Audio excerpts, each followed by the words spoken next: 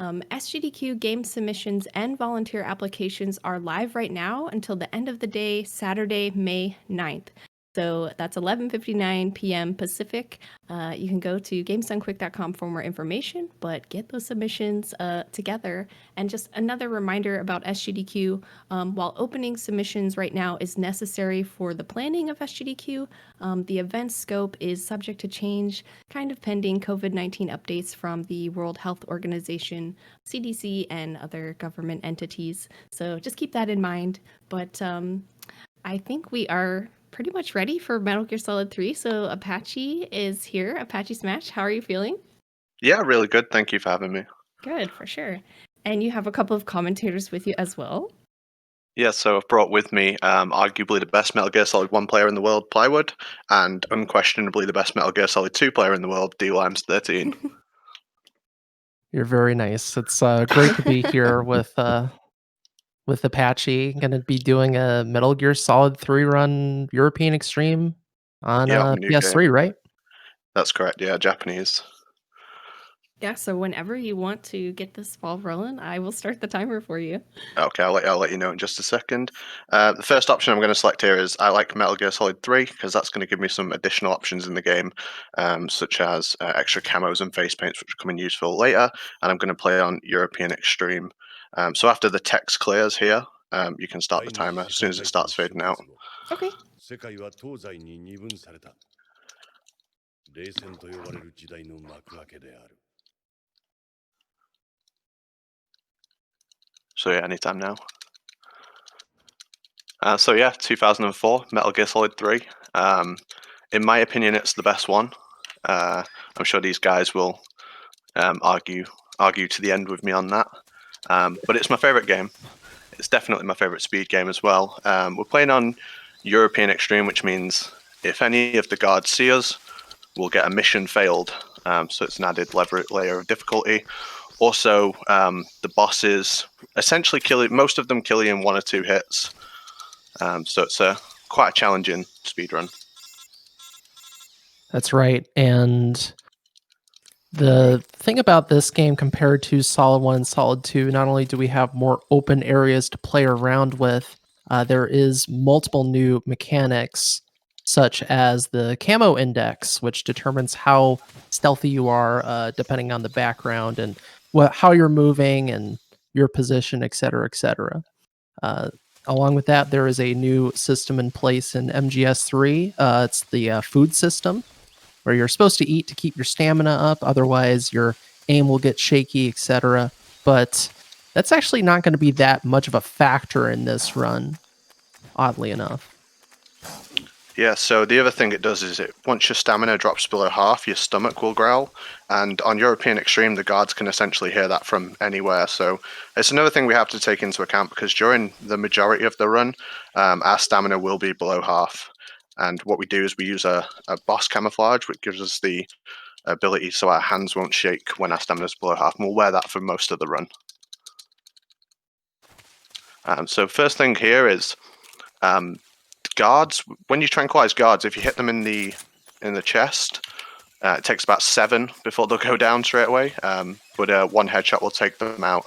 Another trick we can use is if we shoot them and then roll into them, they'll also immediately go to sleep. Snake's roll's really powerful in MGS3, so it's got a huge hitbox on it, which we'll use to our effect. And there we do what's called a bump roll, so we bump into the guard so he can't spot us straight away, and then roll into the cutscene to get out of there. Yeah, the roll is really powerful in this game, and it clears a lot of distance as well. So you can use that effectively depending on the situation to clear gaps, to roll up hills rather than losing speed, because in this game, terrain really matters. So if you're going up a hill, Snake will slow down, things like that. And what the heck just happened there, Apache? Why did that guy not spot you? Are you cheating? So when I shoot the gun, he'll go into like a caution state, which will make him run behind a tree. So because he's behind the tree, you can't see me as I sneak past him, and I have to do that roll at the start there to make sure he doesn't see me. Another trick we use there is called a quick headshot, which is where you stand on your tiptoes, and as long as you're on the same terrain as the guard, you'll immediately get a headshot. Hopefully I'm going to be able to roll into this guard without him spotting me. So his vision cone is actually turned slightly to the right as you get to him, so you get a chance to roll into him and again get into the loading trigger before he can spot you. And that'll take us to the end of the Virtuous mission, which is like the first section of the game. It's kind of like a tutorial before it opens into the bigger part of the game, which is Operation Snake Eater. Everything changes when you get the bandana. So there's a lot of different difficulties in this game, very easy to European extreme, and you, Apache, have actually run most of them, right? Yeah, so I started on very easy, which is like very, very easy. The best thing is the game gives you everything and you try and complete it as fast as possible. In European Extreme, the game gives you nothing and you try and complete it as fast as possible. I find every difficulty in this game interesting. They all have their own rules and different ways of doing the rooms, and there's a lot of it's very open for creativity. So it's something I really love about this game. Just doing a quick cure menu here. If you try and go too fast with the cure menu, the game will just say no. So you can't do it like quite as fast as you want to. Yeah, the menus can be very, very delicate in this type of a situation. I find I have trouble with the menus when I play this game. They're not as smooth as like an MGS1 or an MGS2. The menus in this game are dynamic as well. So you take items from your backpack and put them into your inventory, and it changes where they are. So you have to be very careful when you're doing that, because you need to know where all the weapons are in your menus to do them efficiently. And messing up a backpack menu can really affect the way you play the game later. So something to be aware of. The start of Snake Eater, this is the start of Operation Snake Eater, has two of the most difficult rooms in the game. Because they're so precise, and the way that you do them, you're essentially manipulating the guards in a way that you shouldn't really be able to do. So here in this next room, what I'm going to have to do is roll at a very specific spot. So a guard notices me, and then the other guard notices the guard notice me. I hope that makes sense. But basically, if I make a mistake, you'll know because they'll see me. Yeah, there's a very particular line and sequence of actions that Apache has to do here. And frankly, it doesn't look like that big of a deal, but it's any small adjustment that's wrong will be problematic here. Now, you might notice that guard didn't hear Apache, and that's because he started cooking a grenade, and that'll actually silence his footsteps. And he'll be using that a few times throughout this run. Well done, by the way. That was a nice run. Thanks. Very clean. So this roll is super, super tricky. I think I got it. Yeah. Again, it's just a really precise room. I know it doesn't look that difficult, but it's so easy to be spotted by either of those two guards. If you take a step wrong or roll at the incorrect time, or even differ in what your approach should be, the first guard you come to will actually see you. So yeah, I just held my breath there. So I'm glad those rooms are over. We're coming up to the first boss fight of the run, which is the Ocelot unit. It's 10 guards that you have to either kill or put to sleep. And again, because we're on European Extreme, if any of the guards spot me, it'll be game over. I'm going to grab this AK-47 up here. Hopefully I won't need to use it, but it's a backup for a boss later in case anything goes wrong. I'm also going to get the big boss way, right? Yeah. Just gotta have it in case. Here, I'm going to pick up the cardboard box. The cardboard box is really, really useful in this game, and I'll get to show that off a little bit later, but the box has plenty of uses. I'm going to not talk during this because it's really easy to mess up. Yeah, this is one of the trickiest parts, especially when you're learning European Extreme. And even when you learn it, there's a very tightly packed sequence that you have to do. So we start with a menu to set up our weapons and items properly. And then we need to go in a very specific order by tranking the guards so that some of them will fall asleep later, some will fall asleep immediately. And then Apache's gonna roll and go next to this corner and throw a stun around the corner, very specific spot to stun all the Ocelot unit guards coming after him. Little buffer there. We're all, I mean, my heart's racing a little bit. This part is so intense, even watching it.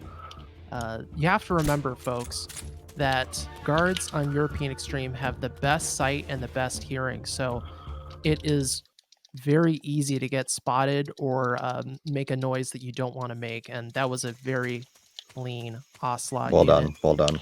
Yeah, thanks. I took it a little bit safer because obviously a bit of marathon safety, but essentially if you miss any shot or if you're moving correctly at any point, the guard will spot you and you have to start again. Because you do that menu at the start to be able to get the Mark 22 out of your backpack, you have to do that every single time. So mistakes really compound in that room more than most other places in the game. So yeah, it's very, very easy to mess up, and it's not that obvious from watching it, but I'm always like one step or one shot from getting a continue. Here, I'm going to swim through the water, which I'm going to get a leech attached to me, which I'll have to immediately take off. The leech drains your stamina, and losing my stamina at this stage of the game would be really bad because I don't yet have the camo that's going to prevent my aim from shaking, so I got to take that off as quick as possible. I'm also going to roll into the codec there. There's these mandatory codecs throughout the run. If you roll into them, it doesn't like stop your movement immediately. It's just a little bit of speed tech to make that room faster. Yeah, the other thing with rolls is that you'll see Apache roll into load zones. Now, when you're rolling, that recovery animation does slow you down a little bit if you're on like flat terrain, but there's a bit of a speed boost at the start, so it's ideal to roll into load zones because of that. And now we're in a minefield. They are very well disguised. It's quite easy to miss, and this whole room is not only very long, but Apache has to be very careful both with the dogs and the guards so that he doesn't get spotted by either. And very key as well that he sets up his timing because, as with most games in this series and speedrunning, you need to be very aware of the cycles of the guards moving about on their path. Yeah, so I use the box to actually lure two guards that you don't actually get to see on screen, but I have to listen out for them both, acknowledging that they can see the box, because that will move them into a position where they can't see me, so it's safe to go under that fence. The whole room's on a timer as well, because the dog at the end of the room's going to stand up, and so I have to be there before the dog does that, otherwise he'll spot me as well. Really well done. So I'm going to trank the guard and roll into him. I'm also going to take my silencer off my Mark 22 because I'm going to use it a lot in this fight, and I don't want to waste it because it's got a limited use. So this is Revolver Ocelot, and the whole idea here is to do as much tranquilizer non-lethal damage as possible. You'll see eventually that Apache's going to shoot the, I think it's the Markhor in the back, and the Markhor is going to die. And this is part of manipulating Ocelot. He'll notice it and leave himself open for attack. It can be kind of tricky hitting those headshots, though, because if you're a little bit off, you'll hit the hat rather than Ocelot himself. And again, our HP doesn't allow for a whole lot of mistakes. So there's actually a loop where you keep him kind of aggro to you the whole time, but I lost it there, so I was kind of just in a backup state. I've lost more health than I'd like to on Ocelot. There's a chance the next boss can kill me with one of his attacks now. So it's unfortunate I lost the loop, but essentially I shot his hat off instead of getting the headshot. I'm sorry if it's dark on your screen right now. I'm in a really dark cave. Just traveling out of there now. This part of the game is intentionally dark because over time, the longer you spend in here, the darkness begins to lift and you can see better, and it's supposed to simulate what it'd actually be like to be in a dark cave. So it's kind of clever bit of game design, but we don't have time for that to happen, so we just learn to do it in the dark. Yep, the trick is to increase the brightness on your monitor, and then you'll be able to see pretty dang well. Otherwise, what you can do is like pull out the cigar or fire a gun, and that'll create some light as well. There's a few different options for that area. But we're coming up on... I was about to call him the Fear. I don't know why I always mix this guy's name up. It's very easy to mix up. They're both scary. It's just They are. different kinds of pain and fear. But this is the Pain. This boss is extremely tricky, and the reason being that Apache has to be aiming very precisely to get headshots off on the Pain, because it's not really a headshot; it's more like a chin shot. I've just realised that picking up the AK may have messed up the dynamic bullets, and I might not have enough bullets to beat this boss, but if that happens, I'll just do it with the AK. This area also gets insanely laggy while you're fighting him. And the hitboxes on the Pain for the head can be very deceiving. It's not a very friendly hitbox. It's basically like 1 pixel on his head that can hit. Yeah, so that's AK ammo now, so I have 10 bullets to beat this boss. Might not be enough. You know, just be careful on your shots. Be precise, Mr. Foxhound. Right, how many bullets have I got? I've got 4. Wish me luck, guys. You got this. Believe 3, everyone. 2. Nope. I've got to hit him once non-lethal and I don't have the ammo to do it with. Oh no. Oh man. Alright, I'm gonna have to reset this fight and do it with the AK. Unfortunate. That's my bad, guys. Tight, very tight. That Yeah, so feeling picking up you the plan AK, for something and it doesn't. I picked something up as a backup for a boss later, and it's caused me to have problems with this boss, but that's how it goes sometimes. Let's trade one thing for another. Yeah, so what Apache was talking about that wasn't clear, when you're in this fight and the second phase starts, you get ammo. And because he picked up that AK, it gave him AK ammo rather than the Mark 22 ammo, which naturally is a bit of a problem. Backup strats, we're all good. Backup strat, creating different situations. Yeah. But It's just... I think we all learn together, that's it. I actually really love the fact that ammo is dynamic in this game, but until it lets me down. So, a little cool trick here on the HD version of MGS3. So the bullet bees are supposed to hit you, but if you're in FPV, the first person mode, the bullet bees that the Pain shoots at you won't actually hit you if you're in first person. It doesn't work like that on PS2, however. I mean, it's definitely just an oversight by the developers, I think. For some reason, on the HD collection, if you're in first-person view, those homing bees won't hit you, and those pretty much just kill you one shot, so we're very lucky in a lot of ways because that slows down the fight big time. Not as slow as picking up the AK and messing up your ammo spawn, but still it's it's all good. That guy was a real pain, so I don't think we needed the ultim any more than we need to. Yeah, I mean, that's a hard boss, no matter if you do it lethal, non-lethal. Pretty much, if you lose the cycle of taking off his B shield, you know, and making him put it back on and switching between the phases fast enough, he's going to use an attack that will kill you at some point. So he's really, really dangerous boss. They don't call him the Pain for no reason. That's right. So why do you have the brown face paint on?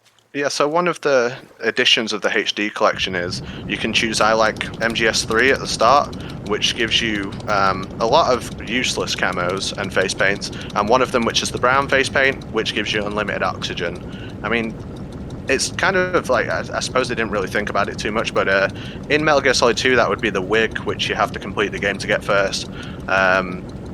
And, you know, special items like that you would normally have to complete the game at least once to get, but on this, nope, just pick an option and it's yours.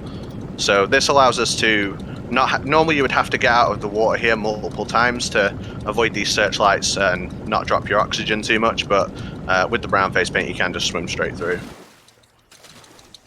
Well done. But now we have a very key moment in this run that's going to affect a fight later.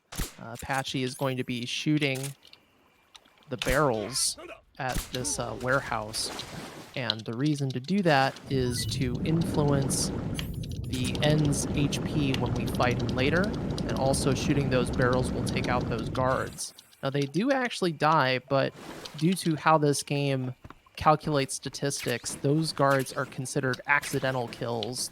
We didn't actually kill them, the barrels killed them.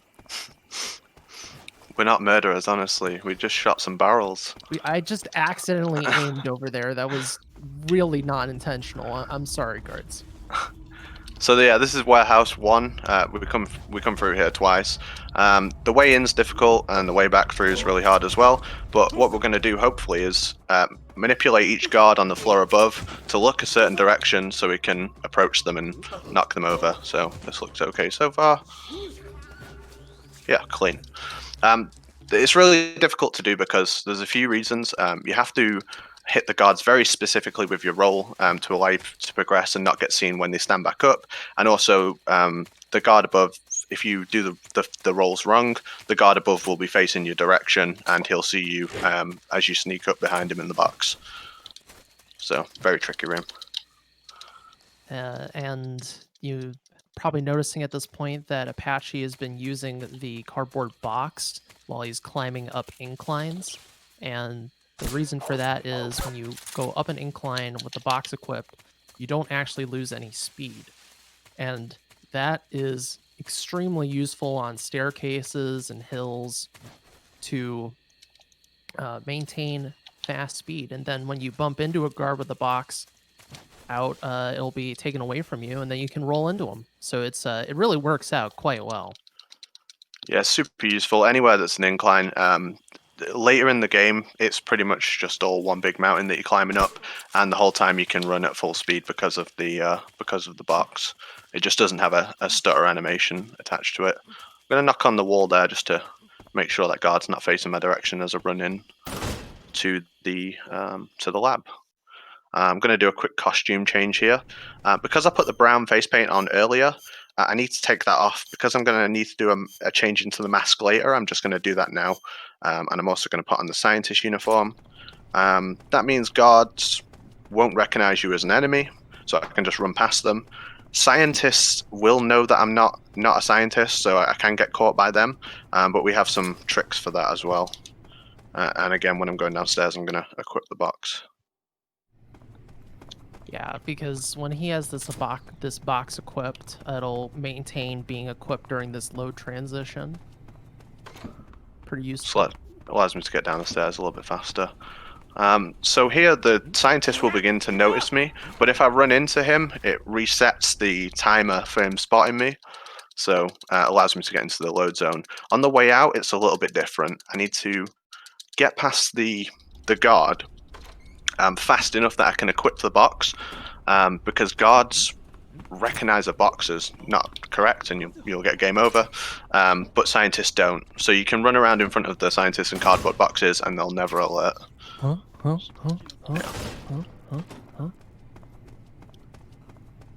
Doors can be quite finicky in this game, so you have to be careful how you do them. You can get stuck on them really easily.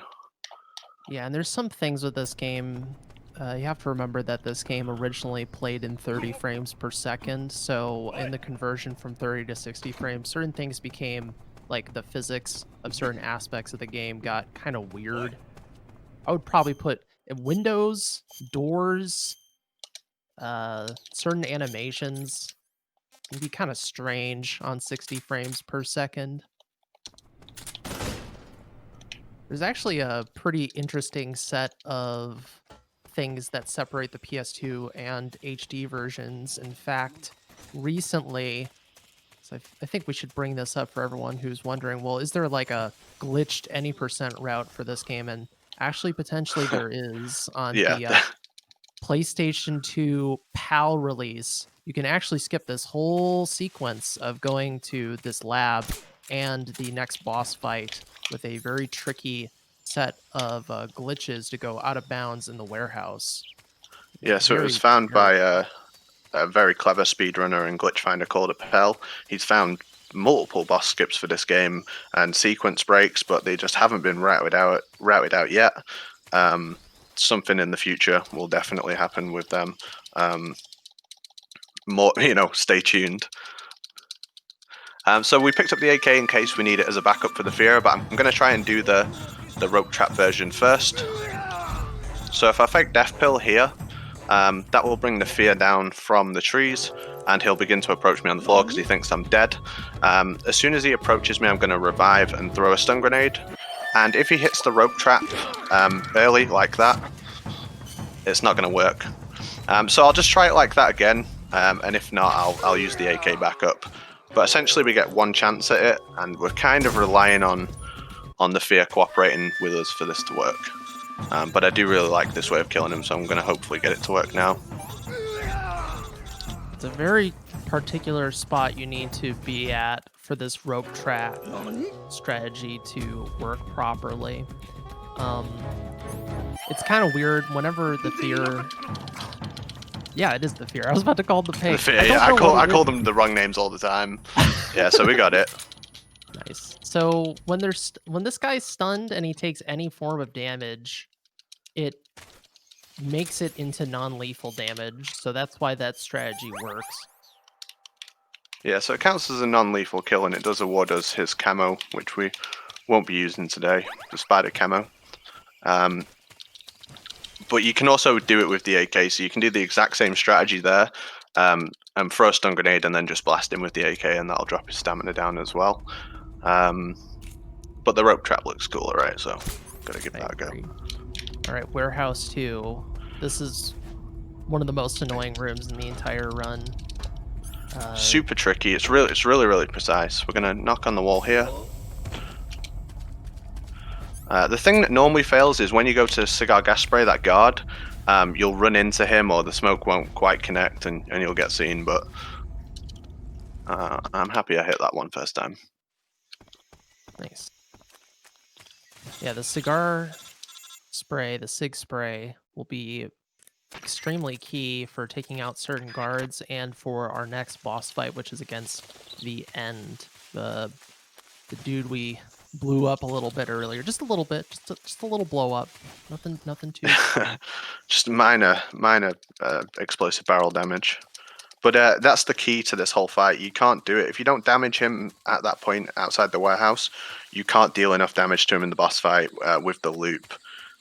You can kill the End early with the SVD sniper rifle, but it's actually slower to go and collect it and shoot him with it. So this is like the fastest way to do it.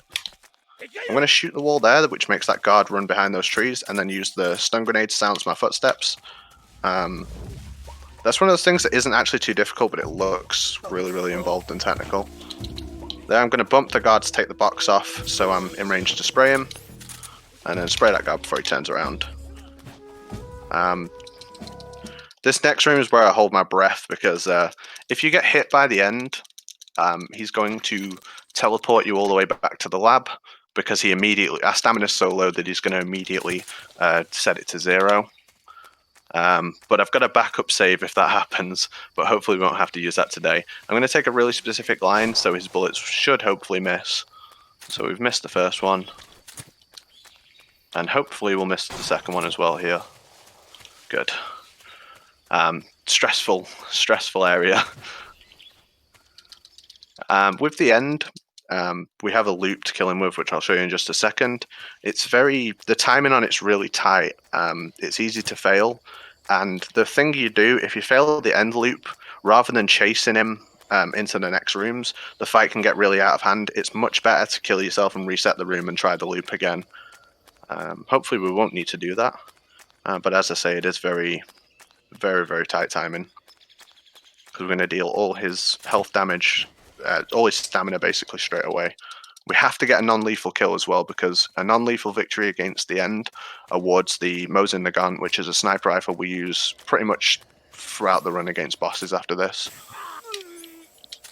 That's arguably one of the most, if not the most useful weapon in the game. So the way this works is that you need to sig spray in FPV, that's very key, and then hold up the end until he gets on the ground. And then you're going to throw grenades at the end, and this is going to reset his damage count. So you can just continue to do damage to him regardless. So just keep on using that sig spray in first person view and toss those smoke grenades at the end, timing out your sprays appropriately. We don't want to fire it off too quick, and then meet up the clicking end as he tries to exit to the next screen. At the end there, when you knock him down, he'll always run left, so that's why we preemptively run over there. But because of the way what his stamina's at there, you have to sig spray him and then punch him twice to allow the final sig spray to finish the fight, essentially. But if you miss any of those punches or mistime them or anything like that, you're in big trouble. He'll either run to the left by pushing you out the arena with him, because he's like a huge body that just pushes you out the way, or he'll run to the right and you get a chance at chasing him down with your M19. So yeah, no, I'm happy that went well. Is, though. Like that wasn't a boss. This right here, this is a physical boss. Yeah, so while this isn't the hardest boss in the game, it's definitely the tallest. And if you're hearing crickets from these guys, it's because they're sick of me saying it. No, I giggled a little bit under my breath. I was like, Apache again? It's my favorite boss in this game. Stomach growling? Yeah. Yeah, so on European Extreme, the run, your stamina's so low at this point, so the stomach growls in time with the music. Perfect. Snake is joining in. It's a good feeling. Though, after the ladder, this little break, we have what is one of the most intense set of screens in a row in the run, followed by what is arguably the hardest fight in the game, potentially. Yeah, for sure. Like, Mountain 1, 2, and 3 are really precise and long rooms that are just so easy to make mistakes on. And then after that, if you get through all that, you're rewarded by getting to fight the Fury, who, in my opinion, is the hardest boss in the game. Sure. And a little cool trick with the animals camo, aside from it steadying our aim and giving us a way to avoid having to eat, it also gives us some much needed camouflage on the mountaintop due to how Animals is colored, and I believe that's pretty key on European Extreme, that we get that little boost. Yeah, I mean, it has uses on normal and hard in the mountain as well, just because it's such good camo for that area. But yeah, the way I'm going to do Mountain 1 is I have to sneak behind a guard, like right behind a guard, using the smoke grenade, and I need to alert another guard in the top right to start walking towards me. So it's really involved, this trick, and also I need to get to the end of it before my stomach growls, so it's all on a timer as well. So hopefully we should be okay.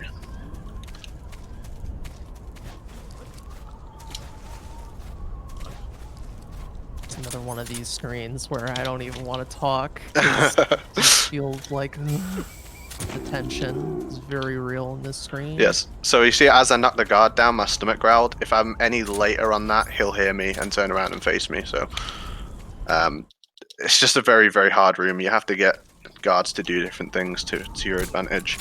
Well done. Right at the start of this room, when you shoot your tranquilizer, it automatically headshots a guard. I don't know why that works, but it just does. These stun grenades are super important because I need them right at the end of the game. If I don't pick those up there, I don't have stun grenades for the final boss, and it's not an easy fight without stun grenades. Yeah. I roll there, otherwise that guard spots me. Basically, if you're wondering why Apache's doing anything, it's because he needs to. It's typically not because just for kicks. Yeah, everything is just so tight. There's like an invisible line that you're always on, and if you come off at any point, then you get a game over, essentially. There, as I went round the rock, there's a scorpion on the floor. If the scorpion stings me, it brings me out the box, and the guard immediately spots me, so it's a little mini game of avoid the scorpion.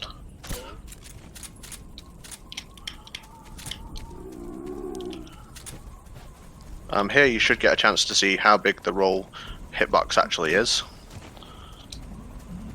So I didn't actually touch the guy, but he still went flying. Mountain 3 is the hardest mountain room, and it just gets harder the longer I'm in it. So right at the start, I have to box for a specific amount of time, come out of it, and then roll and make the guard turn face away. I have to roll far enough away from him so that he doesn't see me, or he doesn't hear my footsteps as I begin walking again. That gunshot makes 4 guards do different things and move out of my way. This is really tight, especially on Japanese, because the radio call ends sooner. There's a guard a little bit south of me that's on the radio, and when he finishes the call, he'll turn around and face to where I am, so I need to be out of there. Sorry to go a bit rap god there. I was just kind of nervous and talking. No, you're good. It's all good. You got through a very difficult room, and one thing I want to mention, since we have a little break here, it's not incidental that Apache went into that screen without the box equipped. You'd think, well, shouldn't I keep the box equipped? I'm going up a hill. No, because that would actually affect the cycle that Apache's trying to achieve in that room. It really is that specific with this game. Yeah, whenever I do a room correctly, I feel like, you know, it's not exactly obvious how hard it actually is, but don't worry, I'm sure I'll make some mistakes on some rooms later, so you can see. It's fine. It's fine. So yeah, this is the Fury. He's the prize for getting a good run up to this point, and he's there to take it away from you. We're going to use the Mosin Nagant, which we got from the end, which is a really powerful gun, sort of even up the odds in this fight. If I get hit by the end at any point, sorry, not the end. If I get hit by the Fury at any point during this fight, I'm generally dead, and the fight can easily get away from you because he can just fly off, and you have to go on a little scavenger hunt to find him. If I have the box equipped when I get hit by his flamethrower, I won't catch fire for some reason. So, boxes are fireproof. So, hopefully this fight looks really easy, otherwise it's insanely hard. Yeah, basically. Because the damage that the Fury does to you is really, really high. If you get caught on fire, you are potentially going to die very quickly. But again, hey, that was an easy fight. What are we even talking about? That was excellent. That's here's a tip for anyone who's looking to pick up this game. Your Fury fight will not look like that. My Fury fights often don't look like that. That's like the best situation you can hope for. But he can land in different spots at the start. Different things can happen. Like, essentially, I promise you that's a hard fight.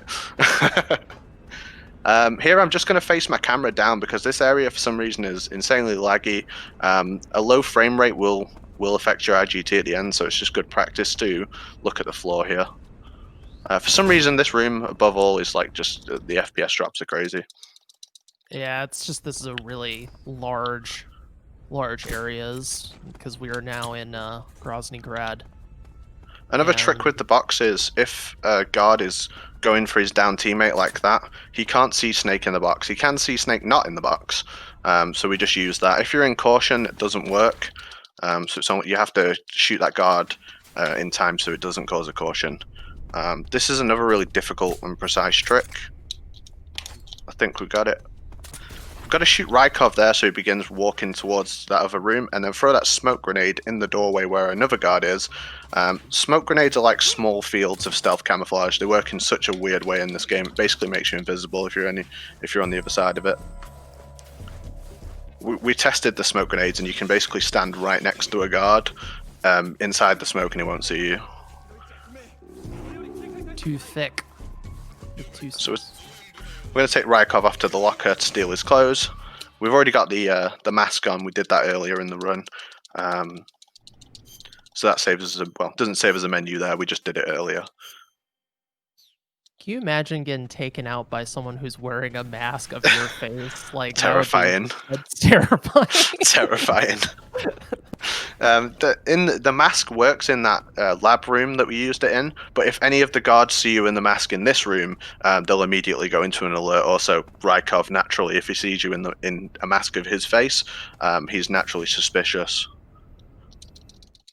So we've come up to the unskippable cutscene. It's a torture sequence, which is naturally in a Metal Gear Solid game there's a torture sequence. This one is particularly terrifying, and I feel like it's even more scary in Japanese. No, this is happy fun time go lucky. Period. It's great. Oh, since you mentioned and we have some downtime here, why don't you explain why are we running in Japanese versus the North American or European releases? Yeah, so we're using the Japanese game because with Metal Gear Solid 3, the HD collection, if you use the digital version, which is the version you buy from the store, the online store, the American one comes patched and the Japanese one comes unpatched. There's minor differences in gameplay between the patched and unpatched version, but the Japanese unpatched version for some reason loads faster. Recently, Raichu went and timed every single load in the game, and he estimates that it saves somewhere like a minute. So that was a good find. So that's why we use the Japanese version. The unpatched version also has some weird effects. Like at the start of boss fights, Snake will just kind of fall out the sky. He's not on the right plane, so you'll sometimes see me fall into the fight. That's just a weird occurrence. It doesn't really affect anything. But yeah, loads faster. Aside from that, too, with the Japanese version, just gameplay wise, circle is confirm and X is cancel.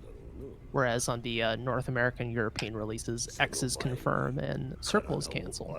Yeah, it means you can mash X during cutscenes and you won't hit what we call the save boss, where it asks you to save and you accidentally press X on it and it makes you go into the save menu. In Metal Gear Solid 3, if you accidentally hit what we call the save boss, your run's over because it'll cost you something like 40-50 seconds for the game to load into the hard drive and look at all your saves. So Japanese makes it a bit easier for that. Yeah, for sure. It's still really long in MGS3 though. 300 saves, so it's like he's like accessing all the information on the internet on the hard drive according to the game. Yeah, you're just there forever. Yeah, as I mentioned before as well, guards finish their radio calls a little bit faster in Japanese, which does have an effect on the mountaintop, making an already hard room even harder.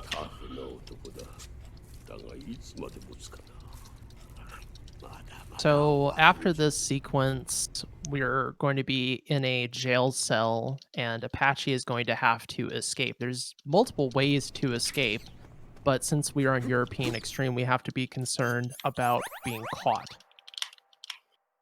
Yeah, so I'm going to make Snake throw up by spinning him in the survival viewer. I don't know why they put this into the game, it's hilarious. I didn't count my spins, so I'm just going to go in to make sure I throw up, otherwise it's going to cost me even more time. I probably don't need that many. Here I killed a rat as well. I need to throw a rat. I know this sounds ridiculous, but it's true. I need to throw a rat to distract some guards in a second. If you mess up any of the inputs during fighting that guard, if you miss any of your punches, he will just see you and you have to start the room again. So it's a little bit awkward. This room is crazy. I don't know why it does. I don't know why this room works. It just does. But essentially, if I throw this item here and then equip my smoke grenades, use it to cancel my footsteps, for some reason the guards don't turn and face me. Welcome to Metal Gear Solid 3 speedruns, where the player pukes and then throws a rat that he found in a cell to distract guards. Yeah, it's a fun little way to do that room. There's a few different ways. You can use the fake death pill as well, which will make the guard walk into a corner for some reason. And you can also use the codec to get out by calling a specific frequency, but on European Extreme it's not very usable. On the lower difficulties, however, it is. I hope I threw that right. Yeah, that looks good. So fortunately, Johnny there dropped some smoke grenades for me, which I can use to get out of this area. If I stand on that yellow box and throw the smoke grenade, it will always hit the dog. And now I'm going to start smoking my cigar, because I need to lower my health as much as possible. The next boss fight, the way to get out of it is to kill yourself as fast as possible. So the lower our health is, the easier it is to do that.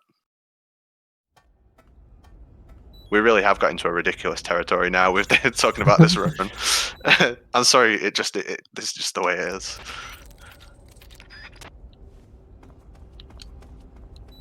So there's a little section here where we sneak through the sewers, or run through the sewers to escape some dogs. Really, the dogs aren't an issue. They're never going to catch you, really. You just got to keep your movement as good as possible. Metal Gear Solid 3 is... everything's very big, right, compared to like Metal Gear Solid 1 and 2. Like, your character model's huge. Crawling under stuff's a bit more awkward compared to Metal Gear Solid 2. Yeah, in general, the movement in this game is heavier than heavier, Solid 1 and Solid 2. Solid 2, you're playing with characters that feel extremely light on their feet, especially Raiden. And Solid 1, it's just strange in general. You're canceling animations and spitting very quickly on the ground, but Snake here, he definitely feels like a person compared to the Solid 1 and Solid 2. He's just really big. So once we get to the end of here, we'll start the Sorrow fight. The Sorrow, when you're playing casually, you'd normally walk to the end of his river, and you'd see the souls of all the people you've killed within the in your game up to that point. But what we found in the speedrun is that you actually get all your items from where you're up to in the game in this sequence, which you shouldn't actually have because you got them taken off you in the cell. So we can use a grenade to kill ourselves, and that's why we saved exactly one grenade for this situation. Now we can revive, and that will end the Sorrow fight. Certainly not the most difficult fight in the run. The most emotional, though. Oh yeah, for sure. And so when we're in the cell, we actually used the fork to take out the transmitter that's in us, that was planted in us by Volgin. If you don't take out the transmitter, you have like an ocelot unit here, which six-person ocelot unit here. Makes this area incredibly difficult, especially on European Extreme. On lower difficulties, you tend to just leave it for the time save, but on European Extreme, this area is very, very difficult without. Raichu came up with a very clever strat where he picks up a mushroom off the floor and throws it to distract a guard, but it's a little bit too fancy for me. It's very amusing, though, to watch. Oh, it's fantastic, but not really marathon safe or even time safe. It's just swag, pure swag. Yeah. This is the longest load in the game. It's something like 20 seconds, but I feel like it just loads in everything it needs for the rest of the game here. Enjoy this screen. We're meeting Eva at the waterfall in order to get our stuff back. And then we'll set up our menus for the final part of the game. Now, Apache's going to be picking up a cardboard box in this tunnel, and that will be very key in the next area, as he will use the cardboard box to transport himself to the lab where the Shagohod is. Yeah, normally you'd sneak into the facility. You'd have to go through the area we were before where we took Rykov. That box there just saves us so much time. I'll try and remember all my menus here. It's a pretty complicated menu because he's setting up his menus for the rest of the run pretty much. There's just so much to remember, and you don't want to forget anything. You also want to make sure it's all in the right order as well, because if weapons are in the wrong order, you'll go to get something out and it's the wrong thing. This is a fun strat. It's quite difficult to set up, but we're going to use... well, I'll show you. I think it speaks for itself, really.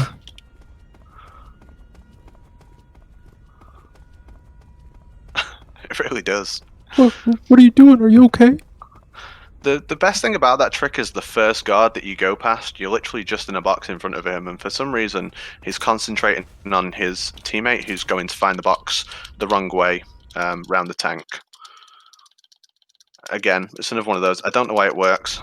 I'm really glad it does.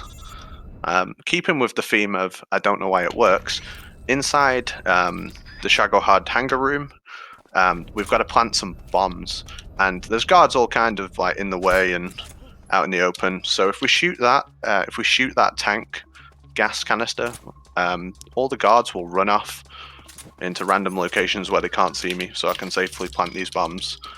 If you shoot that tank with a lethal weapon, the whole room blows up.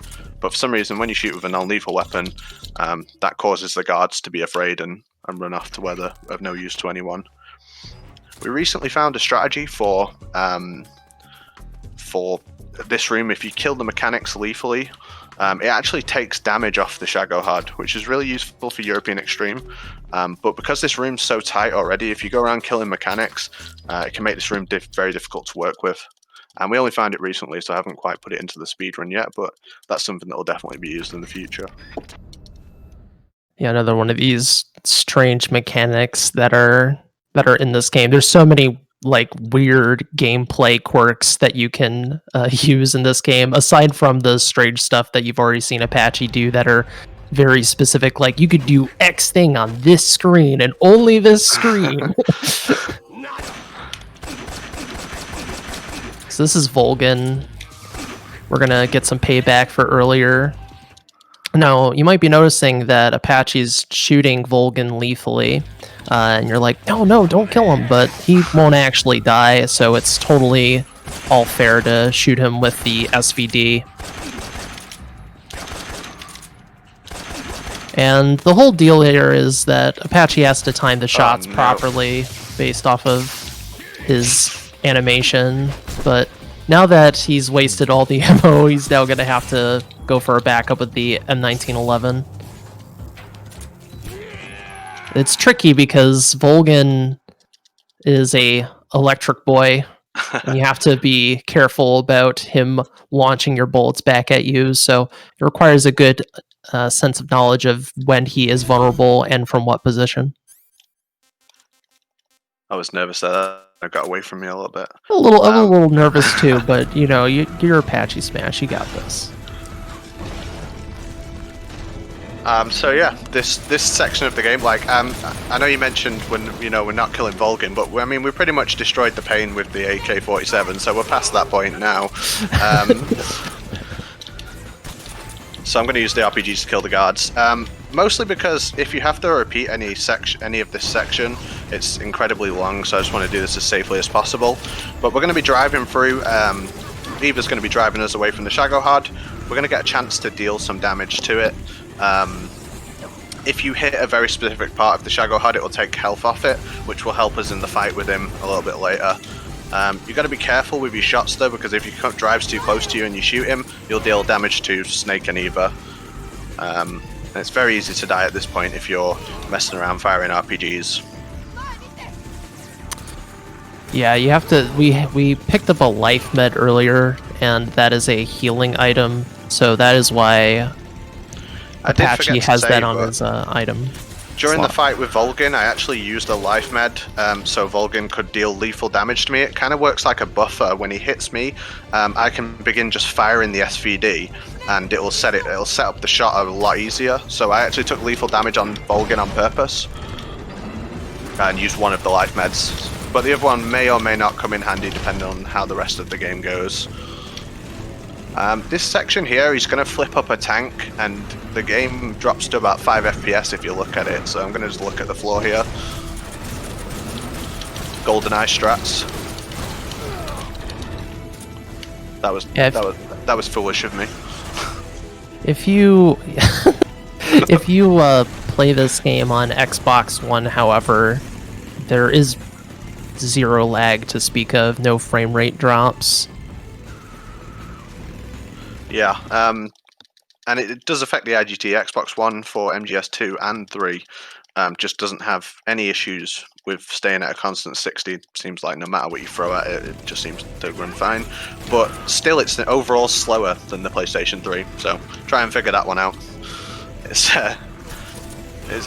a real mess between consoles and load times, and I'm not sure I understand it myself. Patched versus unpatched, and whether you're on a hard drive or an SSD, it's a whole Pandora's box. We could have done this whole speedrun just talking about that, and we're still finding things out now. So hopefully they. Oh, sorry, I'm just not concentrating on shooting these guards. I'm gonna lose a bit of time now because she won't move until those guards are dead. hopefully with the Xbox backwards compatibility on the Xbox Series X, they give us a HD collection which doesn't count loads for IGT. That would be nice, but I'm not going to hold my breath for that one. Or a PC port, that'd be nice. Or but, a PC port, yeah. I'll take a PC port.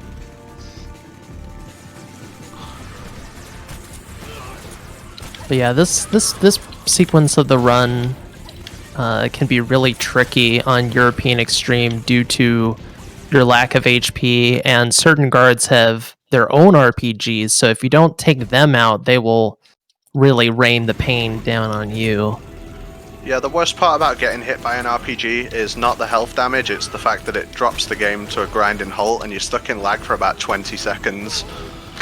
Because it forces you into the cinematic camera when you get hit by it, and it just can't handle the explosion in that camera, and it is genuinely about 20 seconds. So we really got to watch out for that guy. These bike guys are not too bad. They're quite easy to take out with the RPG. But again, this is just a section where it's an auto-scroller. During this section as well, you can't actually damage the Shagohod. It's only in the second phase of the run where you get to deal damage on him again, which is a really important section because you want to take his health down as much as possible. So the actual fight with him's a lot shorter.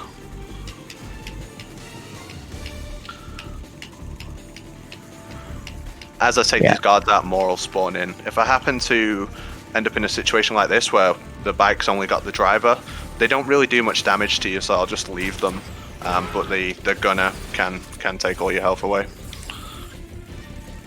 And in the next sequence, when Apache starts shooting at the Shagohod, and what he's already been doing when shooting at the Shagohod at the start, there's a very specific set of inputs he needs to do to fire the RPG quickly. It's a form of tactical reloading, which is a feature in many of the Solid games. And the deal is he has to hold R1 and L1. No, right? just R1. Just R1, excuse double me. tap square and then double tap R2. Well, press square and then double tap R2. 3 buttons, basically, but it's there's definitely some practice involved in being able to get it well. If I damage the treads on the Shagohod, he'll decelerate and drop back, and in a place where I can't deal damage to him. So I have to be careful with these shots, because I can only deal damage to him when he's up forward like this. Yeah, it's both a matter of accuracy and speed, and that can be really difficult because you try to be more accurate. Try to be more accurate, and then you miss, or you're firing more slowly. And then if you try to go for speed, you may lose sight of where you need to aim, and then the Shagohod will lag back. And on European Extreme, the Shagohod has a lot of armor compared to the lower difficulties, and we want to drop the Shagohod's HP as much as possible. Yeah, during the actual Shagohod fight, you really are at the mercy of whether either's going to drive into good positions or not. You don't have any control over that. So it's a tough fight for reasons out of your control, essentially. So I can't shoot this last one until the Shagohod gets into a specific position. And Plywood actually found like the magic time where you can shoot him. It's before she actually tells you can fire, and it's as soon as the Shagohod drives through the center of that bridge and you see the end of him poke out there. So hopefully Eva's nice to me today. Yeah, this is the Shagohod fight itself, and we have This is not a good start. we have a complicating factor, which is our AI teammate Eva and how she drives around. Along with that, we need to aim precisely at the back of the Shagohod and time our shots properly to keep our damage up. You can get some tricky shots while you're to the side of the Shagohod, which Apache's trying to go for, to get additional hits on the Shagohod, but they are tricky to hit, and you need to have the proper timing. You have to think about the Shagohod's invincibility frames, keep that in track, and adjust according to how Eva's driving. So a lot to consider while you're playing this fight out, and because the Shagohod has so much HP, there's a lot more room for error on European Extreme. And another thing Eva does, which is quite rare, she can sometimes just straight up drive into the Shagohod, and you'd think, oh, that's not supposed to happen, but they actually program the Shagohod to deal damage to you if you drive into it, so maybe it's an intended feature, maybe it's not, but if she drives into it, the Shagohod will take off like half your health. Eva decided to not drive well that day, basically. And as a fun fact, you have I thought she was going to drive into it there. The closer she gets to it, the more the game lags as well. Eva really just does not want to help you in this fight. That was so close. Wow. Also, during this section, you have unlimited ammo, but during Shagohod Volgin, the final phase, you don't have unlimited ammo anymore. So it's just random. And then after Volgin 2, you get unlimited ammo again. So who knows why that works like that, but... Oh no. This might be okay. Yeah, so Shago 2, we need to stun Volgin. He's facing me, I don't think I can hit him. Yep, I'm not, I can't. Yeah, if Volgin's facing you, you can't actually shoot him. And that's, of course, a problem, because he'll deflect the bullet. He needs to be facing away from Snake for you to I don't think I can land get a him like shot. that. I'm going to have to shoot him again. That's fine. That's fine. Could have gone a lot worse. That fight can really get away from you if you miss that initial shot at the start. Volgin can get into a loop where he's just firing his machine gun at you and he'll keep knocking you down. As I say, that it's not too difficult of a fight, but if you mess up the opening, it can really get away from you. I'm going to shoot those guards as quickly as possible so I can spend as much time looking at the floor, because this entire area is like... can be quite laggy, you can lose a lot of time for frame drops.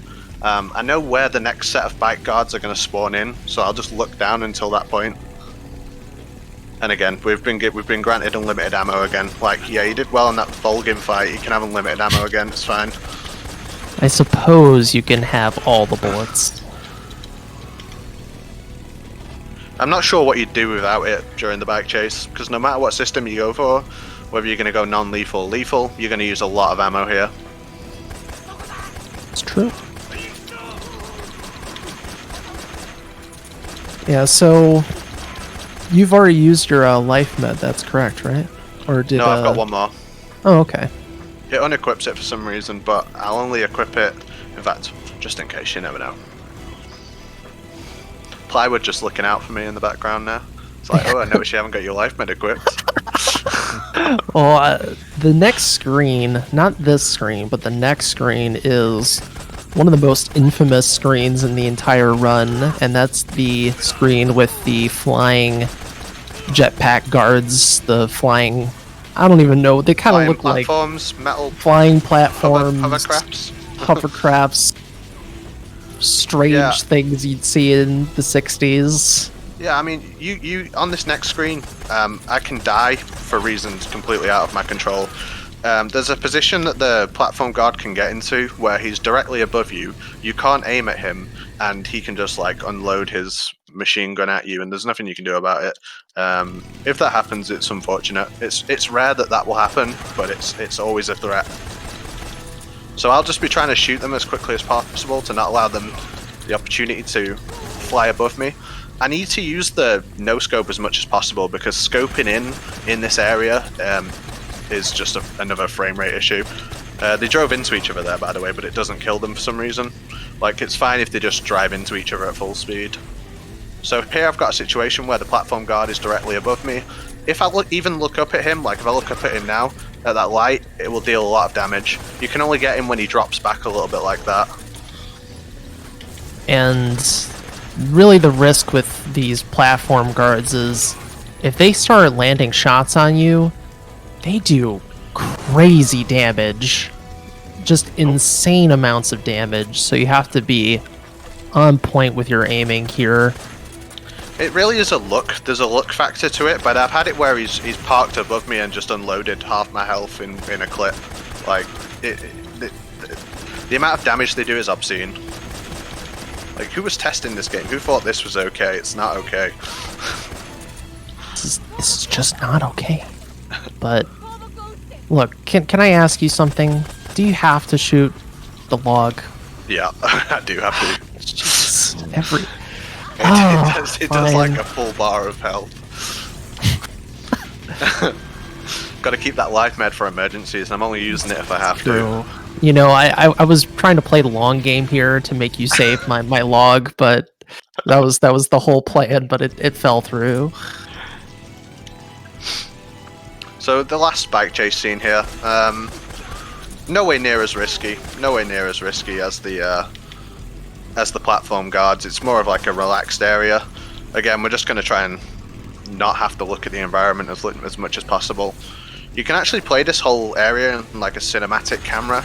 Does different like shots for each section. It looks amazing, but it's just not good for the run. And then this is the last screen of the bike chase, and then we will be in the end of the game, really. We'll be doing an escort sequence with Eva, and then we'll be fighting the final boss, which is also called the boss. Yep, the boss And of by the game, the boss. by fighting the boss, we become the big boss. That's how this whole shindig works.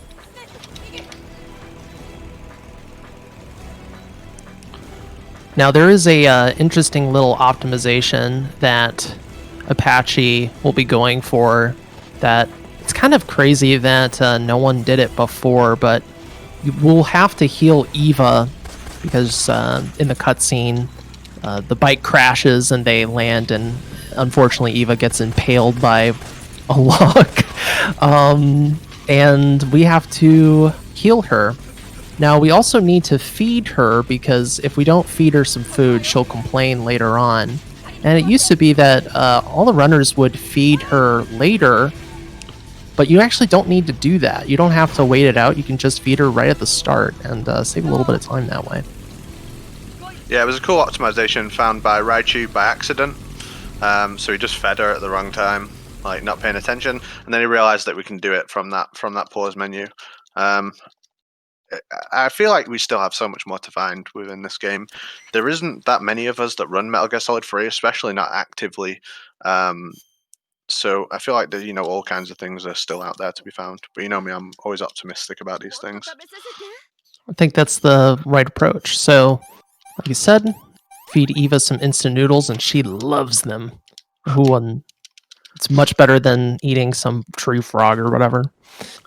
There's this strange glitch that if you have food before any time after torture, if you pick up any food, you won't have those instant noodles in your inventory. So that's what that is. I was wondering what causes that. So you just can't pick up any food. Okay. For some reason, really you can strange. On that first Eva screen as well, you can just completely leave her, and then she's with you in the next scene. You can't do that here, though. We have to get Eva moving as quickly as possible, because there's going to be some guards that come from just north of her there. So if we don't get her moving quickly enough, those guards will spot us. But we should be fine here. So we're in caution Apache, the whole time as well. Apache, you're trying to maintain a certain distance from Eva to keep her on a good line. Is that correct? Yeah, so it's really tricky to do to get her to... She wants to go. It's really tricky to get her to walk on the left side of that tree. For some reason, she's like determined to walk on the right hand side of the tree, which is much slower. And she'll even like come to like the absolute final point of going to walk past the tree, and then just completely decide to go right. Completely say, you know what? Nah. Her priority is like #1 priority: walk to the right hand side of that tree. It doesn't really save any time. It's just like, it's because she's so determined to walk to the right hand side, I must make her walk left. But it does save a second or so.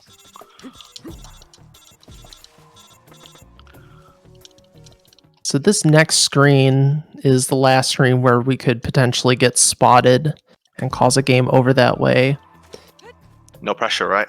No pressure, especially since I don't think you've had any game overs that way. Nope. But thanks, guys. I'm really glad I brought you along. Thanks for pointing that out. Yeah, no problem. No, we had to continue on the pain. And hopefully we won't get one here. But this is like, I'm going to take it as patiently as possible. Oh no.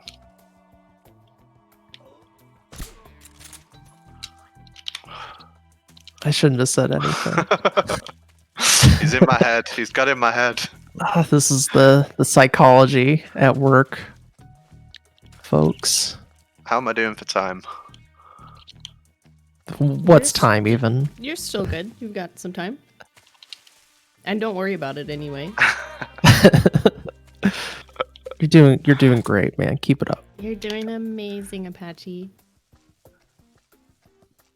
So this next area, there's going to be several guards, and we're going to bring Eva along this left side, and she's going to follow us from a drop.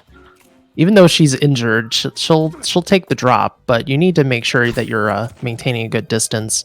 And kicking that plant was not incidental. That's actually to lure a guard over, so we can get an easy shot off on him. We just have to set up our aim to hit these last 2 guards. Actually 3, now I'm thinking about it. Once upon a time, I was on pace to get the very easy world record, and I got right to this point here, and then as I jumped down, Eva just ran off to the left, and Plywood will remember it because he was there at the time as well. It's never happened again since, but she just decided today wasn't the day, and she ran off like right to the start of the level. So I always live in fear of that happening every time I drop off that little mountain bit there. But we're okay. We got to the end of the room. Today is not the day. She decides, you know what? I'm not up for this. I'm not following you down. So that's the last screen with guards. Now we are fighting the final boss, the boss. And this fight requires us to use the Mosin Nagant and stun grenades and a very particular CQC counter so that we can stun the boss. Oh, man. Oh. Yeah, so part of the trouble with this fight is you need to be on point with your shots with the Mosin Nagant, and you have to time them properly and get those no-scope headshots. And then stun her as she stands up, and then you time your shots again depending on her iframes. Throw another stun to keep her in this loop. And after this, Apache is going to need to run away, I think, to do another CQC counter. There's an audio cue and a visual cue to know when you need to counter. That was scary then for a second. I missed, I missed the first headshot, and then I was thinking, right, if I miss it on the second one, you can't actually loop her anymore. For some reason, once you've done that twice, it just won't let you loop her anymore. So there's a little unskippable cutscene, and I've just got the final battle with Ocelot, and then we're all done. No alerts. Not bad. No alerts. Huge mistake on the pain. I grabbed the AK for safety. We didn't actually need it in the end, so something to keep in mind for next time. Don't get the AK because it changes your ammo spawns. That's legitimately some good information, though. Yeah. So, sometimes we all learn things together. That's valuable. I won't soon forget it. That's for sure. So here the boss is asking us to kill her. I won't go too much into the story, but it's very sad. Shout out to the Japanese voice acting, because in this game it really is excellent. Sure is. Now, I was about to call this a fun fact. I don't know if it's really fun. You're supposed to press the shoot button here to do the shot against the boss, but if you wait long enough, I think the game just shoots her for you. Yeah, you can't just sit here all day. Mini Omega King once told me that if you don't do it immediately, it will make you wait the full time. But I've never had that. I've never had to experience that because I'm always just mashing square as fast as possible from right at the beginning of the unskippable cutscene. Just in case I missed it. So we grabbed the left revolver here because it's a little bit faster. And once the final shot goes, that's time, and that's time. Well done, GG. Well done, dude. Very nice. And you were worried, but you didn't need to be. What was my final time, by the way? I don't have it It up. was 1:12:48. I can't complain at that. Very Thank nice. you so much for having me. The two guys I'm with here today, D-Limes and Plywood, please follow their streams, not mine. I've rarely ever stream, and both these guys stream all the time. Come on, man. Both these Oh, guys come stream all the on. time. They're both excellent streamers. If you like Metal Gear Solid, you'll see plenty of it on their streams. We're from a community called Metal Gear Speedrunners. You can find us on metalgearspeedrunners.com. We run all the games from Metal Gear all the way to Survive. So if you want to learn anything or you need some tips, join the Discord. It's a really cool place. Nice. Did you want to show off the pain stuff or You know what? save I it for totally forgot. another day? I don't even have a save for it. I totally forgot it. Oh, no worries, no worries. I should have asked you beforehand. I know. but, I literally, when you said that, it like triggered in my head. But You're yeah, like, oh, save no. it for another time. That's okay. Apache may stream at some point, so just go to twitch.tv/Apache Smash, and maybe he'll show it to you sometime. Follow me on Twitter at Apache Smash. There you go. There you go. Well, thank you so much. That was awesome. I love Metal Gear Solid 3, so this was amazing. We are about to get set up for the next run, which is Prince of Persia Warrior Within, but I realized that at the beginning of stream, some announcements were cut off, so I'm going to go ahead and tell you all now that SGDQ game submissions and volunteer applications are live right now, and they are live until the end of the day, Saturday, May 9th at 11:59 Pacific. So please go to gamesdonequick.com for more information on that. And a reminder about SGDQ specifically, while opening submissions right now is necessary for planning SGDQ, the event's scope is subject to change pending COVID-19 updates from the World Health Organization, CDC, and government entities. So we'll keep you posted, and just make sure you get your submissions in anyway. We're going to get set up for Prince of Persia Warrior Within, and we will be back. Thank you. Thank you all. Thanks. Hello, everyone, and welcome back to the Games Done Quick Hotfix. We are in the middle of Time Capsule, which is a show here on the Hotfix that is all about showing off popular or influential games from your favorite years in gaming. Today we are doing 2004, and a big thank you to our lovely subscribers for making this Hotfix content possible. We are all set up for Prince of Persia Warrior Within, and I have Catalyst here, ready to do it. Hi, Kata. Hello. So, my name is Kata. What's up, everybody?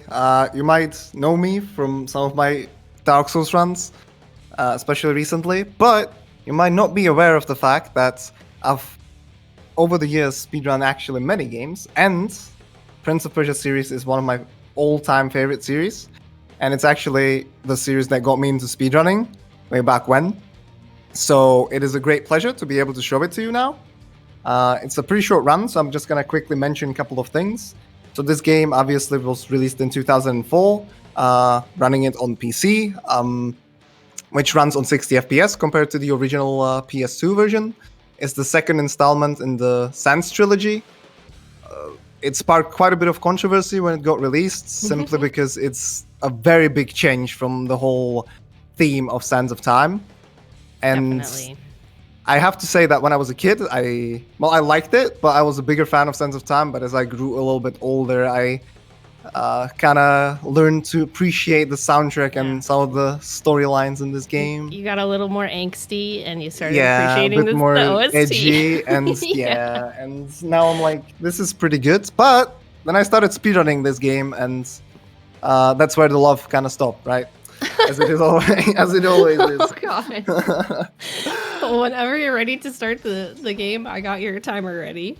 Right. So it's 3:30 in the morning. I have an essay due in about 7.5 hours, but that's okay Kata because this run is short. Is a champion. Thank you. All for right. being So we're here. gonna play on easy. The only thing this really changes is the boss's health. There's gonna be 2 bosses in this run that we're gonna fight, unfortunately. And yeah, it's just faster this way. Anyway, so I'm ready. You can start the timer at 3, 2, 1, go. All right, let's do this. So basically, you might be wondering where the CGI cutscene's at. So normally there's a video folder in the game and I kind of just renamed the video folder, and now the cutscenes are gone. So the run is not only faster, but it also has consistent load screens, which is obviously important for the integrity of the speedrun and for fair ruling. So one tech I'm actually already doing, nice Kung Fu mate, is I'm canceling my attacks by blocking after I hit the third hit, and that allowed me to kill these enemies quicker. It's one of like probably the only fight besides the bosses that we do. So I can now ignore these guys and just walk into this cutscene. So right after this, what I'm gonna do is I'm gonna side roll. So side rolling is the fastest way to move on flat ground in this game. And it's really good because normally you cannot put away your weapons, unlike in Sense of Time for some reason. So Prince will automatically attack, or rather aim at the enemies that are nearby, and you will walk very slowly. But that doesn't actually happen if you're side rolling. So now we're gonna get up this ship.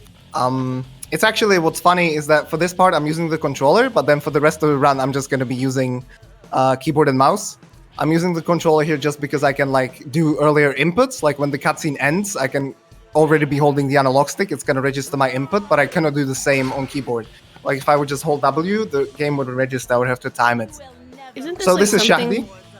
Go on, Is this something please. that you do in like multiple Prince of Persia speedruns? Like multiple Yes, games? we'll Yeah. talk about that in a bit. Right. Sure. So this is Shahdi. I'm gonna use the secondary that I picked up earlier on the boat, and I'm gonna be secondary parrying her and then jumping over her with 2 attacks. Now I'm gonna get into mashing. I mash on mouse because that's the fastest way I can mash. So a little bit convoluted setups here, but that's Shahdi. So now I just have to pray that the game doesn't crash when it goes to the beach, because that happens sometimes. It probably has to do with the fact that we got rid of the cutscenes, so the game cannot accept it. But I hear the sound, so it's calm. So right off the bat here, I'm gonna do something called the ledge storage. I'm gonna try to get hit by one of these crows as I'm climbing over a ledge.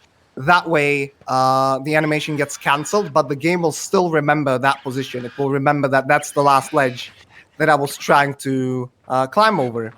And I'm gonna be able to abuse this fact and hopefully get a really cool skip in just a little bit afterwards. So first I do a little setup there. I'll do a little shortcut here with this wall run. Now I'm also going to be rolling upstairs and stuff like that. I'm basically going to be rolling constantly in this game because it's the fastest way to move besides side rolling. Okay, so as you saw, Crow hit me just as I was climbing over the ledge there. So that's very good. Now, anytime I'm going to get this automatic climb up animation, it's going to try to put me, or rather teleport me towards that direction, right? Because that's the last ledge that the game remembers. So hopefully it works out fine, but we'll see. It's kind of inconsistent, hardware dependent, and we'll just see. If it doesn't work, it doesn't work. If it works, it'll be cool. Anyway, these normal climb ups I can still do, right? Because those are like manual climb ups. Those are not the automatic ones. Another short skip here. I just wall run and then get on this pillar. And then here what I'm going to do is, thanks to landscape view and some side rolls, I'm going to again get past these enemies. Side rolls once again, like I mentioned, to not auto target onto them. So here there's no other way to get up here except for the automatic climb up, but I can bypass it by just blocking next to it and then jumping up, because you can do a block jump in this game, unlike in Sense of Time. Like when it comes to the movement options and the combat options, this game really improved upon Sense of Time. So here I'm gonna go all the way to the left to not get a climb up. And right here there's a cutscene behind these doors. I'm gonna try to get over it by doing an attack of this tree. This dramatic zoom, though. Now the fight music plays, even though there are no enemies. Okay, and now the storage. So hopefully it works. I have a quasi setup here. Oh, got it. Nice. Okay, let's go. So now I just completely skipped the cutscene that was there, and I got teleported to the next area because the game was just trying to teleport me towards the ledge that we stored earlier in the run. Nice. It skips not only the whole cutscene, but also having to deal with the enemies there. So that's really cool. Also, there's this amazing cutscene for this individual, the Crowman. It's my favorite enemy of the game. So just like with every other enemy in this game, I'm gonna side roll and bye-bye. So yeah, one cool skip. is here. Go on, TP. I was just saying hi bye to the Crowman. And I was Right. gonna say, didn't they introduce the dual wielding in Warrior Within? Like, I don't think you have Yes. dual wield. Okay, yeah. Like, technically, in Sense of Time, you have your sword and then your dagger, but honestly, the combat's just really dull in Sense of Time. Yeah. But here you have a lot more options of grabbing the enemies, getting the secondaries and stuff like that. So you also, speaking of secondaries, great point, TP, great point, Yeah. as always. Thank you. I'm picking up the secondary for a glitch later on. Basically, if you're throwing the secondary, the game doesn't and you're falling down, the game doesn't consider you to be falling. So only once you stop throwing the secondary while midair, it will start calculating fall damage. I'm gonna abuse that in just a little bit. So I jumped on that curtain, and then I'm gonna let go of wall run here a little bit earlier. Could you climb, mate? Cheers. I also have to do like pretty specific inputs on keyboard because this game works just a little bit weirdly on keyboard. Like on controller, everything's kind of natural, but on keyboard, it's a little bit strange. Anyway, so now we're gonna finally get the rewind powers, and this is what's absolutely broken. So this is there's the rewind mechanic in this game, right, where you can rewind time. That's kind of the bread and butter of the whole trilogy. Well, we can actually overload the memory for the rewind by doing a lot of inputs. I'm going to be doing a lot of inputs thanks to my mouse wheel and blocking and moving forwards. And then everything that I did before the overload's going to get accelerated. And I mean, like, hella accelerated. So I do a lot of inputs here, like that. And all of the stuff that I did before these little inputs gets accelerated. And I just start going pretty crazy. And that's Like, the zipping glitch. Warping through the entire game. Yes. Nice. So we just saved about 90 minutes over no major glitches. 90 minutes, no big deal. And there's obviously the next area is not loaded, but there is a very convenient fountain here. So we just get a checkpoint and then we die really quickly. So there's more zipping action. I'm going to aim to a specific place and I'm going to throw the secondary because I need to survive the fall after the zip. I'm going to do backflips to go in the correct direction, overload the memory, and then I'm going to let go of the zip at a very specific spot and hold the secondary, and he just throws it midair, but that's when I start taking fall damage, so I don't take any fall damage at all.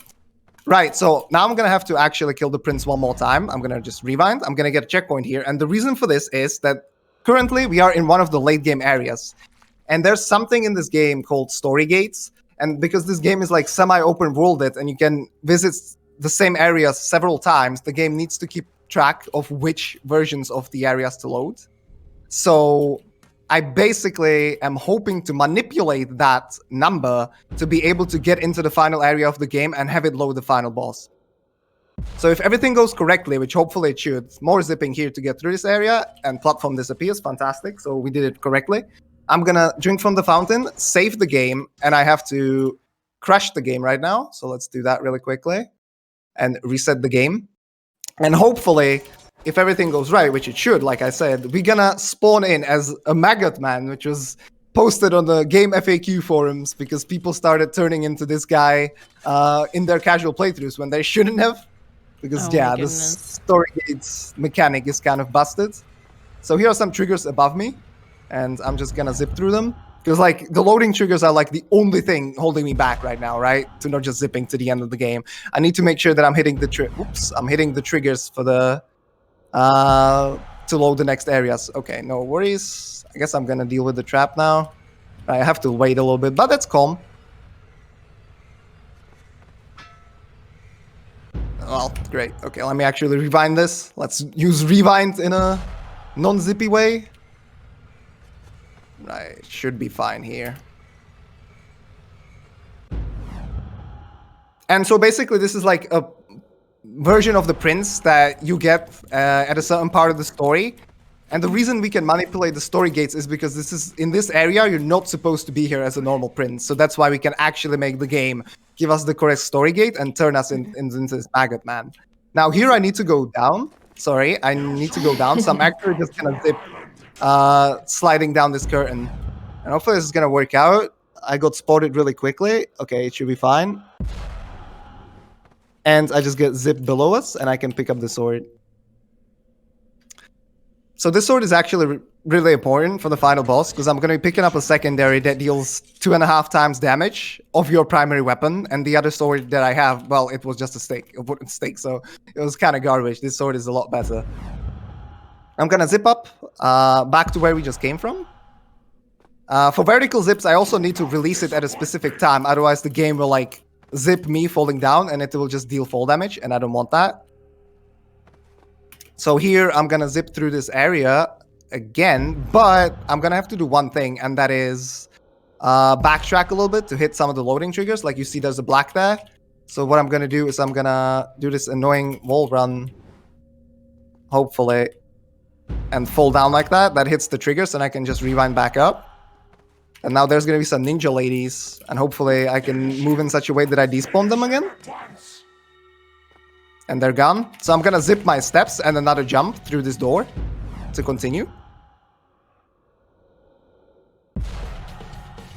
Again, like as soon as the prince goes up, I need to go ahead and release the rewind, otherwise I would die for fall damage, which would not be pleasant. One thing I wanted to mention about the Sand Wraith is that he regenerates sands, right? Which is like insanely convenient for us because like we need to use the sands to zip and he just generates it for us. Also, while the Haka appears, boom, out of nowhere, like who's this guy?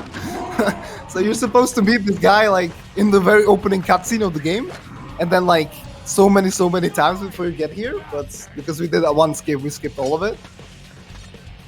The reason that skip in the early game works so well is because basically they parallel to the early game area, they put this late game area as well. There's actually a way to get there even without zipping. That's how busted this game is. So there's a cutscene right in front of us, and I'm just gonna zip through it because I don't want to watch a cutscene. Again, there's a way to actually go over it zipless, but it will be a little bit slower because I'll spawn some enemies. So here what I'm gonna do is the secondary damage cancel. If I use the secondary attack, also most useless enemy in the game, rip.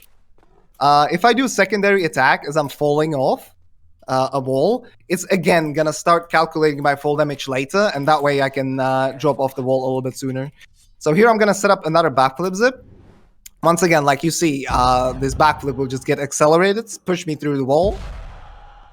And I'm gonna end up here next to the banana sword, which I'm gonna pick up. That's the special weapon. The caveat is that it's actually gonna deal damage to me every time I hit with it. But we should be calm. It cannot kill you, that's the thing. Kata, Like you cannot die. I wanted to ask you about a special weapon. It is a teddy bear. Have you seen it? Yes, I have seen like most of the special weapons that this series has to offer. So teddy bear weapon confirmed, just clarifying that. Yes, there is one. There's also a squeaky hammer.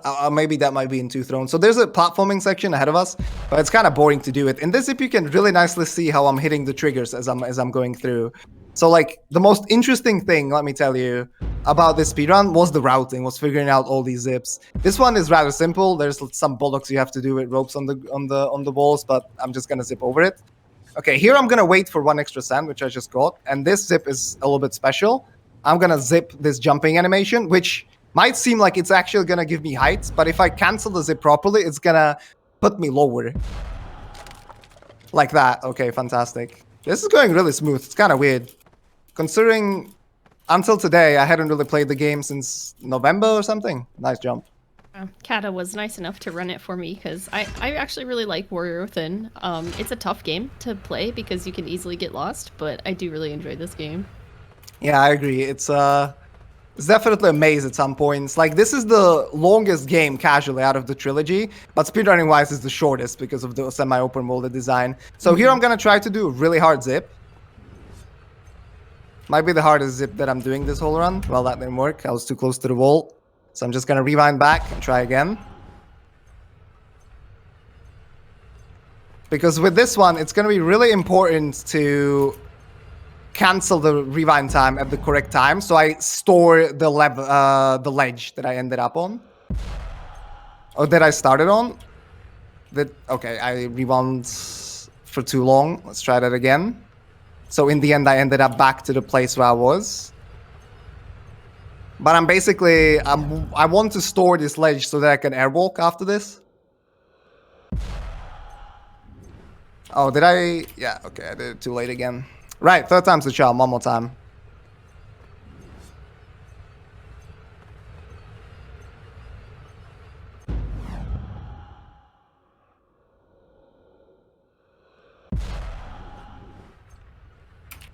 Never mind. 4th times is the charm, is what they say. He looks so scary when he's trying to zip. Like, He does. It's like a mini stroke. It's kind of weird. Yeah, this might not be enough inputs to actually overload the memory. Okay, it was. And I didn't get the ledge. Excuse me. Interesting. it's okay, Kata. Take your time. Yeah, I mean, rest of the run's been going well, so I think we're okay. Essay's gonna wait. Essay's gotta wait. Did you write it yet? Nah, I picked the topic. I mean, that's the hardest part usually. Oh my goodness. Yeah, I really want to show off this zip, so. After this, we might have to help Kata write a paper. So just let everybody know ahead of time.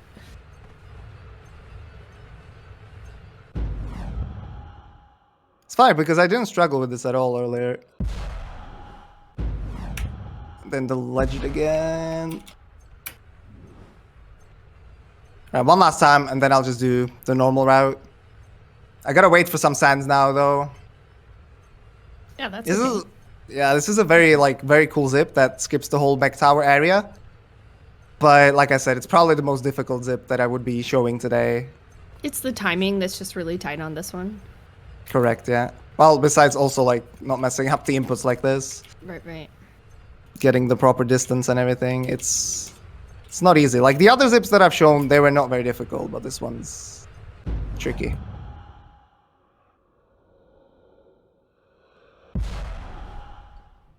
Okay, I didn't get the ledge again, so let's just get back and do this normally. Don't want to spend more time there. Take a little stroll through the tower. Yeah, it's not that big of a stroll actually. Like I actually wasted so much time there. So here I'm gonna jump off to hit a trigger down here, and then I'm gonna rewind back up. And now I'm just gonna like get to the same place casually. So that whole zip was basically to get me behind this wheel. But it's like really cool because I can show off the airwalk when I would keep the ledge midair. Unfortunately, I didn't have much success with it. Anyway, this zip is also very cool though. It's got a lot of inputs. And I'm gonna do a jump slash for the first time, which puts me down and then back up because there's a trigger beneath me that I need to hit as I'm flying forwards. And you're gonna be able to see it very well, like that. And then I ended up like all the way behind the golem. Again, I have to backtrack a little bit because there's a trigger down here. And normally what I used to do, like back in the days, was rewind through it. But then for some reason, rewinding through these triggers can sometimes break them. So I would be like very confused. My story gates wouldn't be updating anymore and the run would be dead. And it took a while to actually figure out that it's this one little rewind that made like the whole run super RNG. I mean, it still is. This is like a more friendly route that I'm showcasing for a marathon. Yeah. But this run has gotten like really crazy. So here again, it's just a bunch of inputs to get through like the main hole that we never got to see.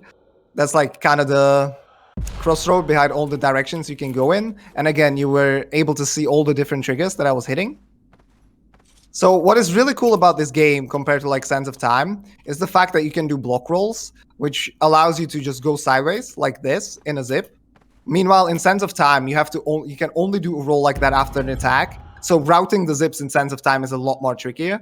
At the same time, though, Sands of Time has a longer rewind time so that you can input more things into your action and technically get like further. Oh, okay. So that's So how this it is works. yes. So there is the throw room. Again, there's like a bunch of cutscenes ahead. I don't really want to see any of them, so I'm just gonna zip through them. One more trigger to hit. And like these are like all late game areas, right? Yeah, definitely. And we're gonna hit the throne room. Well, this is the throne room, but we're gonna hit it from the other side. Normally, you would have to like break it and stuff. And there's like cutscenes with Kylina, which is the final boss, which we didn't really get to see yet, but we will soon. So it's calm. It's the Empress that the first boss talked about. So here, I'm gonna travel in time again through this time portal to go to the present by the force of some, I don't know, energies from the heavens or something. I'm gonna go ahead and drink here, and I'm gonna save as well, because if this fight goes wrong, the game's gonna crash, so I need a save file to get back. But I'm sure it will not go wrong. I mean, even if it goes well, and then the run ends, as soon as I exit back the menu, the game's gonna crash. Because you're not supposed to fight the final boss as the Sandray. So I skip a platforming section with the zip, There's another trigger that I'm hitting, and now the final boss is coming up. So this final boss is like really hard and really random.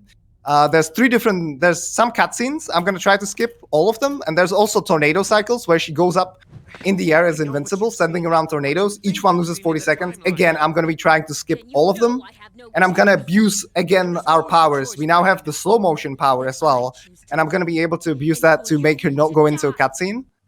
But first, I'm gonna start off with some secondary attacks. I'm gonna jump over her, do another secondary attack, and then I'm gonna try to rewind as I hit her, and I got a soft lock. Fantastic. Oh no. So yeah, the game's gonna crash now. I'm gonna have to run it again. So this is why I took the save file. I was 1 frame too late. Okay, 1 frame too late on the 1 rewind. frame. Yes. It happens. Like if you're 1 frame later, you just get the cutscene to play normally. If you're 1 frame earlier, you get the cutscene skip. So that was quite an unfortunate endeavor. So now you're regular Prince again. Yes, because the game crashed. If you remember, we crashed the game once already. That was to turn into the Sand Wraith. And this fair. time, again, the game gets like really confused. Like, what are you doing here as the Sand Wraith? I just cannot Kylina take was it and like, not my crashes, yeah. prince. Exactly. She was having none of that, boy. Yeah. All right, I'm gonna try this skip one more time, I think, Then you know I have no choice. because the game's not gonna crash now, so I can just reload the save file really quickly. Then I choose to live. And hopefully I will not be 1 frame too late. Okay, I got Battle RNG on the opener. I have to block these 3 teleports first, then do the same setup. Well, I didn't block that, did I? Okay, let's try it again. Impossible. Okay, I got it. She ducked down. So now I can just attack her until mashing starts. Then I'm gonna lose this mashing intentionally. Really? Really? Well, she Kylina, feisty. really? She feisty today. Oh my god. So because of the angle that I was at, okay, this is scary. I cannot actually even circle around her. So that's insane. I've never had that happen. I did everything perfectly, but then after the mashing, because of the angle, like I'm supposed to lose it and then just go into slow-mo and start hitting her. And as long as you're in a slow-mo, she cannot go into this cycle. But because of the angle that I was at, I just got pushed off the ledge and I had no chance to do any of the stuff that I said I would do. That marathon luck. Yeah, that marathon luck. Okay, as soon as she comes down, I'm gonna slow-mo. This is not good. Like, I don't like this angle that I'm at. Gonna fall off again. No. And now I'm gonna get her to very low health. Then there's gonna be a cutscene. If I get her too low, it's like another soft lock, but this is fine. I'm gonna try to jump over her. Well, that's nice. So she did her own slow-mo. So I don't think I actually got the skip on this cycle here. Yeah. And I'm dead. Okay, that's fantastic. Oh, no. I got insanely trolled here. That's fine. And this just shows you how like amazing this game is by having this random of a boss at the very end of the run. I shouldn't have gone for the attack. That was my bad. Kylina's upset for staying up too late too. Yeah, I think We so. made her stay up late. She's mad. Just gotta move to the US next time. Yep. All right, let's try this again. I'm not gonna go for the cutscene skip because I don't want to risk getting another soft lock. But yeah, basically what happened there is my slow-mo, because I had to hit her extra times, my slow-mo No, I have no ran out too early. Then I So that way she managed to do her own slow motion, and then yeah, I didn't have a chance to hit her before she went into the tornadoes. So here I'm just gonna do a sidestep. I'm not gonna do the same setup now. And this is the cutscene that we skipped. This isn't what happened the first time we fought. The first time? That's what I've been trying to tell you. If you just let me Just let him explain, but no more words. So that's unlucky. Then let us finish this. sorry. Right, so now I'm just gonna keep on hitting her with the secondary. If she blocks, I'm gonna sidestep her counter attack. Now I'm gonna lose the mashing, go into slow-mo. This is what was supposed to happen the first time we fought, Kylina. The first time? Alright, I get her to this health. And if everything went well, now this is kind of random, like there's no consistent setup for this. But time should be coming up soon, probably. Okay. Just let me Time, know. yeah, it's gone. So that was the triple skip. This is how the fight should go if everything goes correctly. Normally, you saw the previous fight. She did the slow-mo, and then here she went up into the tornado cycle. But this time, because I set it up correctly, and I also got lucky. Like, she can just go into tornadoes if she feels like it. She didn't, and I managed to kill her. So that is Very Kylina. well done. This is Kylina. one of the 2 endings this game has. This is a non-canon ending because Two Thrones continues with the ending where you collect all the health upgrades and then fight the Dahaka in the end. Do you want to save the game? No, I don't want to see it again. Yes, I'm sure. Cheers. So, yeah, this is like the non-canon ending, but this is the fastest way to finish the game. There are speedruns for True Ending as well. You can always check them out at speedrun.com. I think I've wasted enough time at this point, so You yeah, did I'll go. amazing. Yeah, thank you. But Thank you, Kata. I'm gonna get Yeah. to the essay. I hope you guys enjoy Half-Life after this, and thanks for having me, TP. Yeah, bye, Kata. Thank you so much. Goodness. Okay, well, everybody, we are getting set up for the last run of the evening, which is Half-Life 2. And so as soon as we get that set up, we'll be back in a moment. But again, thank you so much to all of our wonderful subscribers for making this hotfix content possible. I hope you're having fun. We will see you in just a moment.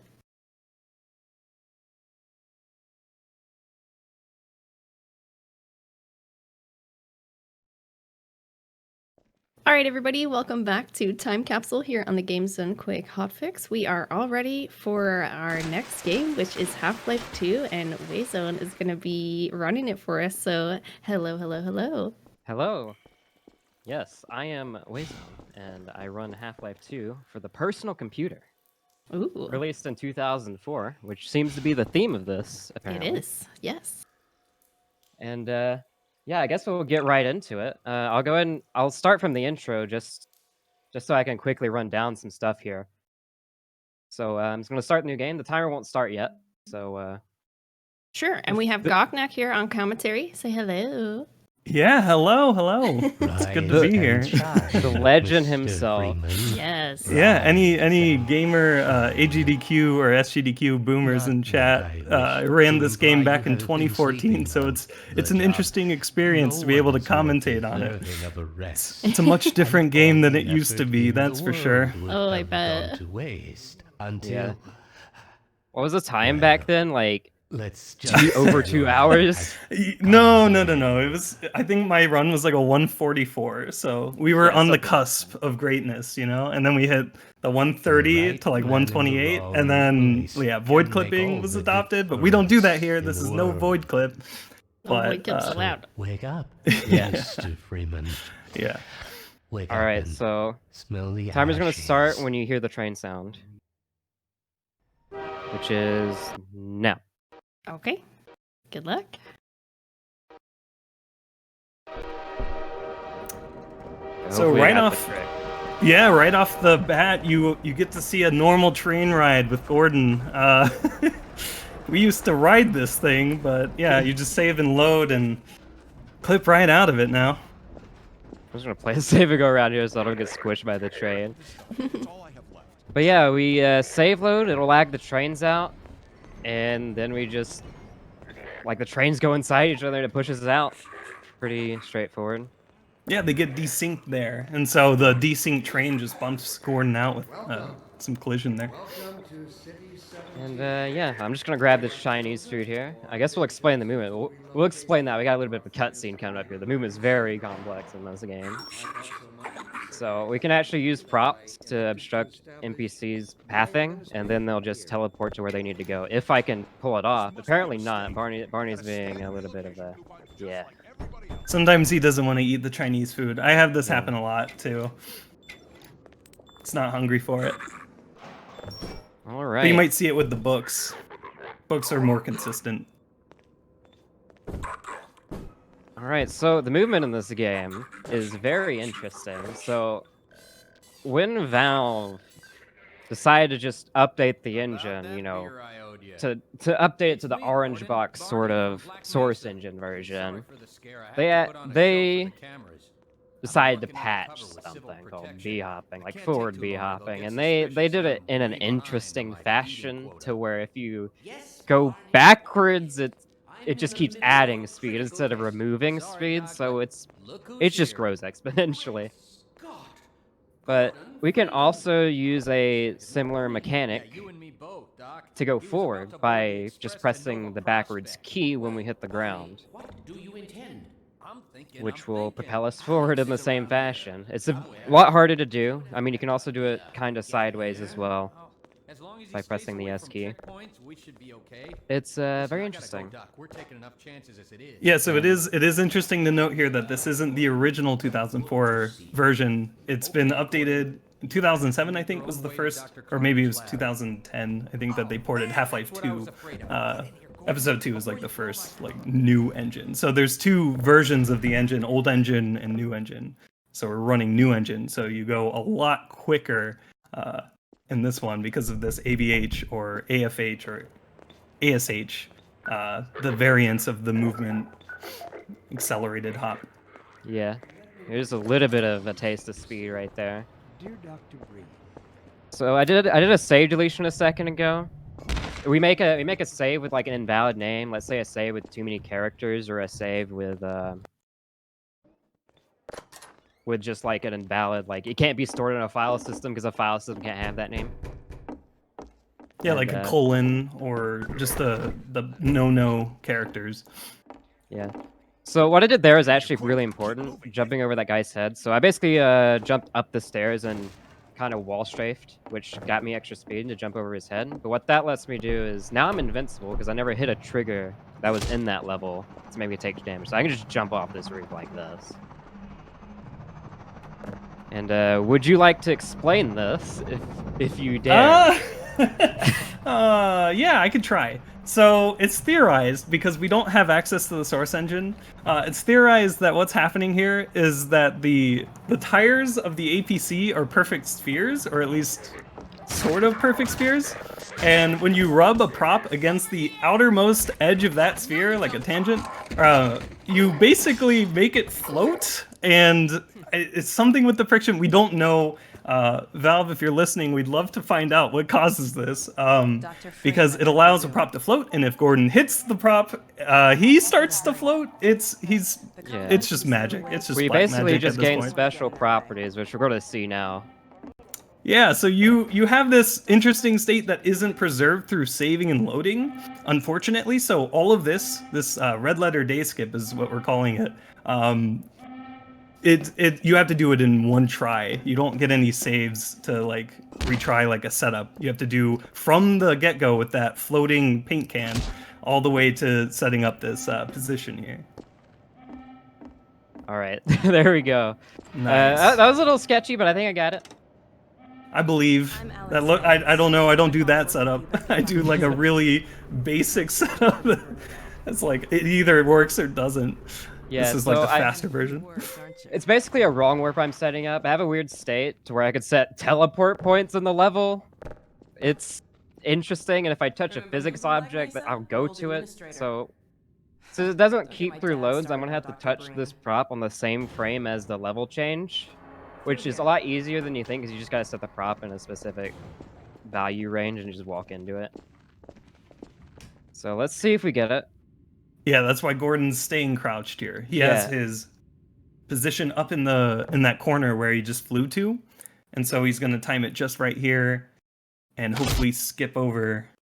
Got it. First try. Nice. This is the pretty much the hardest trick in the game, unless you do Citadel O2 skip, which I will be attempting actually for fun. But yeah, that skip is very complex and interesting. It also skips the longest cutscene in the game, which is very nice. And who found that skip? Might have been me. Who knows? Nice. Yeah. But the person who found the glitch is a legend, because he was a Let's Player and we stumbled across his stream.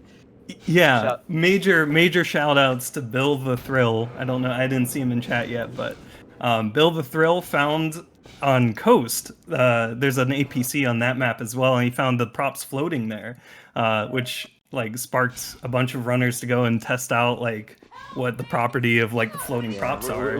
We tore it apart. Yeah, now you get a beast of a skip for Red Letter Day. Saves around, I think it's like 6 minutes over the old route, or like 4 minutes, I forget. 6 minutes, I think. Yeah. So it's pretty big. So I saved later to get the suit so I can sprint, which is important. And save deleted again to get the crowbar just to save a little bit of time. So when you save delete, it just resets the map with default like supplies and such. Just for, you know, when they debug or if you like start on a new chapter of the game. Yeah, it's a run legal way of doing the map command effectively because you can do it through the menu of the game. You just make a save, delete it, then you could either die or reload, and it'll try to load that save train that you frames. deleted. Oh, train Oh frames. no. Okay, we're good. Train frames are when that there's a second train that spawns where Weizhen was wall climbing back there, and if it spawns, you get some fun -1 FPS going on there. Ooh, It's not fun. Oh yeah, what you saw me do a second ago was prop climbing. I was just repeatedly jumping off a prop and picking it up again to climb up the wall. It's a lot easier to do in old engine. But a new engine, you can be against the wall and you can do the same thing. Yeah, in old old engine, you engine, just fly. Yeah, you could just grab something like that pallet that you just tossed away there and just jump on it, and Gordon Fly didn't away. Gordon didn't like dropping it, so part of the new engine fix is they make Gordon drop the prop, but you can still grab it really quickly. Alright, let's see if I can get this. Nice. So how that works there is there's a little spot that sort of keeps you on the ground, which lets me do a ton of jumps to build a ton of speed to get through those barnacles. Very accelerated, yeah. Did a little And servo jump to get over that gap. I believe barnacles don't actually, they run their collision or their think every so often. It's not every tick. So Like- you can skip past tongues if you go really, really fast. It's like every 4 ticks, I think. Something like that. Yeah. So this game is tick based and not frame rate based. So my frame rate can be anything and the game will run literally the same. Except for some very minor differences, which we'll see a little bit later, actually. Involving loading. So it's a mini little cutscene here. The story is... Yeah, there's not many of them. There's not many of them. You don't get a lot of breaks in this game anymore. Not a lot of anymore. donation. Not a lot of donation reading time. There we go. This jump right there is actually harder than it looks. You gotta like crouch jump on it and like look a specific way in order for you to slide up it. Oh, that pallet. Alright. Let's see if I can get manhack. Let's see. I know you're literally the best at manhack term. I don't know about me though. I invented it now. Yeah, there's a consistent way of doing it. You just have to get kind of lucky. It depends on their spawns. So if there's 2 manhacks, and if you can jump off the top one without another one like hitting you, nope. you can. Oh man! I didn't get the sprint off. Oh yeah, you gotta sprint. The sprint is like the key to it. If you sprint jump off of the manhack, you can make it over there without doing this this wall climb. That If I was a KZ strafe guide, I could probably get that. But yeah, didn't get it unfortunately.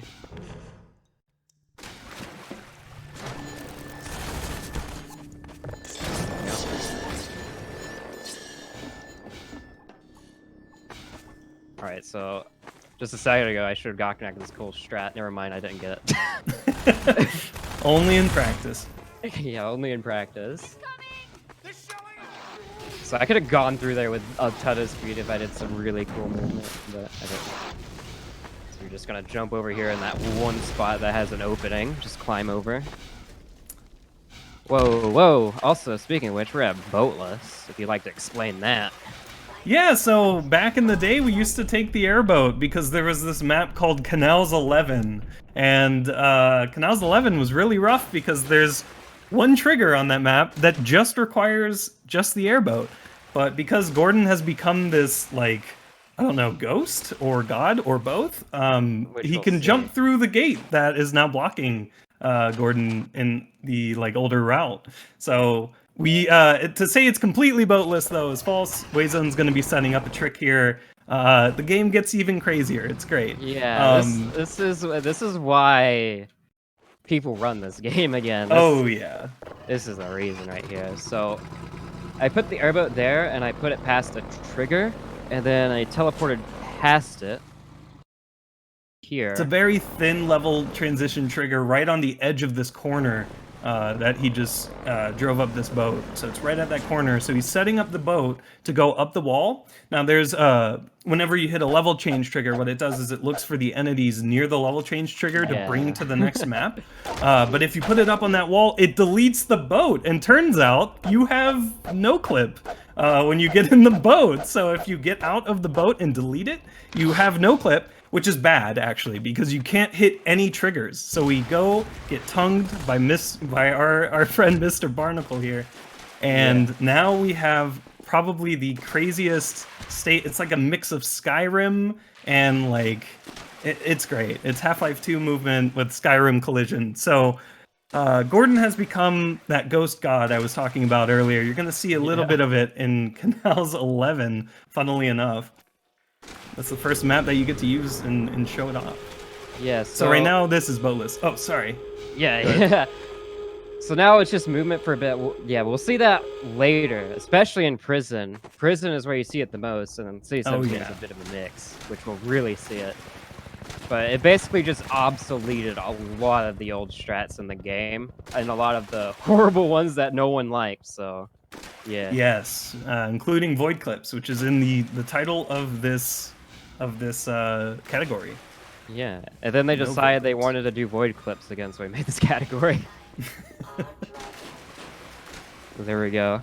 This is pretty much the main category now. Nobody runs the regular old any percent anymore. Yeah. Good riddance. Yeah, void clips are not fun, both as a spectator point of view and just as a runner point of view. You just sit there and save and load during a loading screen a bunch. Yeah.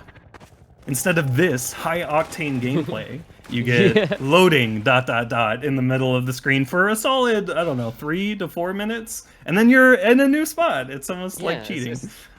It's just abusing the in-game timer. Yep. Which we kind of even pulled back again with some other save load strats, but I'm going to be doing RTA strats, which is only like 3 strats, which I can do really. Because like there's only like 2 strats and they're really short, so it doesn't nobody really cares that much about doing those really short in-game time only strats. Yeah. Alright, here we go. I can now just go through walls with props because of the airboat and getting no clip with the airboat.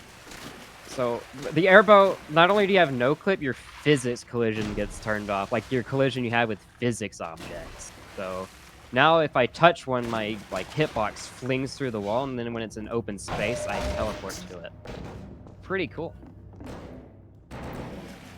Yeah, lets you skip. That was the trigger. That first gate that Wayzone jumped through was the trigger that had plagued earlier runs for a long time. But now you just walk through it, like literally. Yeah, it's great. This right here is chili launch. Here we go. You just bounce over the level like this, and break our legs. Okay. Let me see if I can get the cool movement here. There we go. I can get a hop there, and there we go.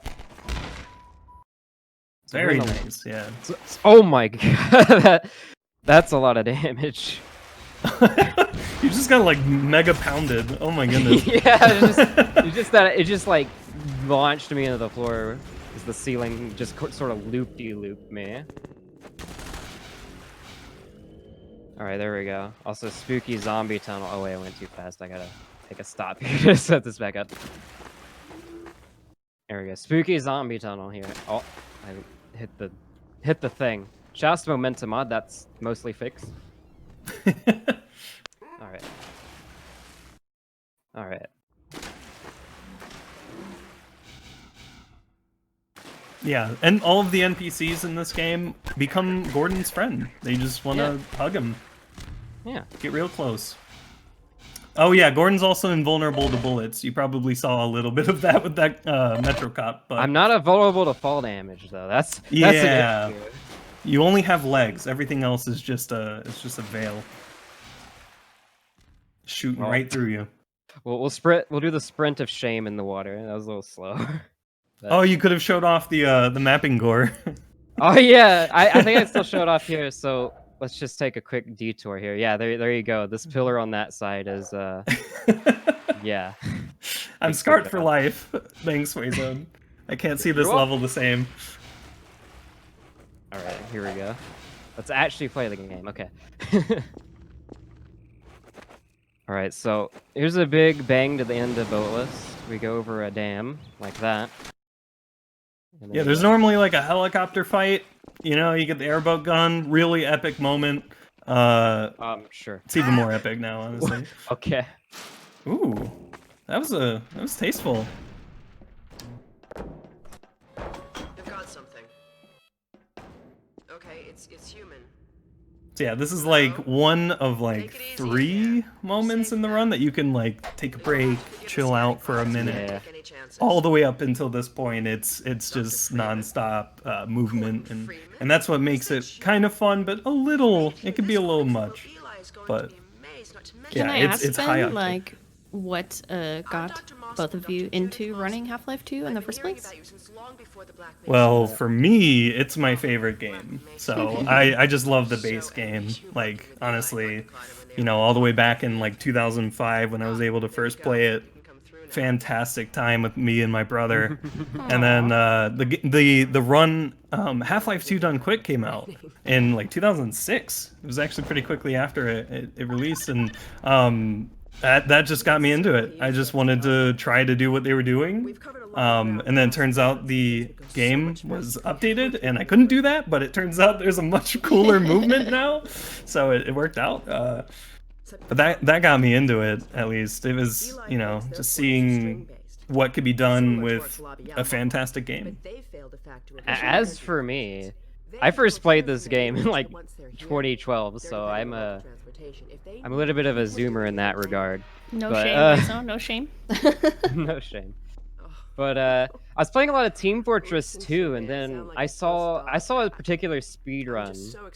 Half-Life and Half-Life Half Hour actually I saw first, and then I saw Half-Life in 2041. That's when I went full like I want to speed run. But then I tried to speed run Half-Life 1. That did not go well. Aww. It's a harder beast. I mean, this game at this point is pretty hard as well, but oh yeah.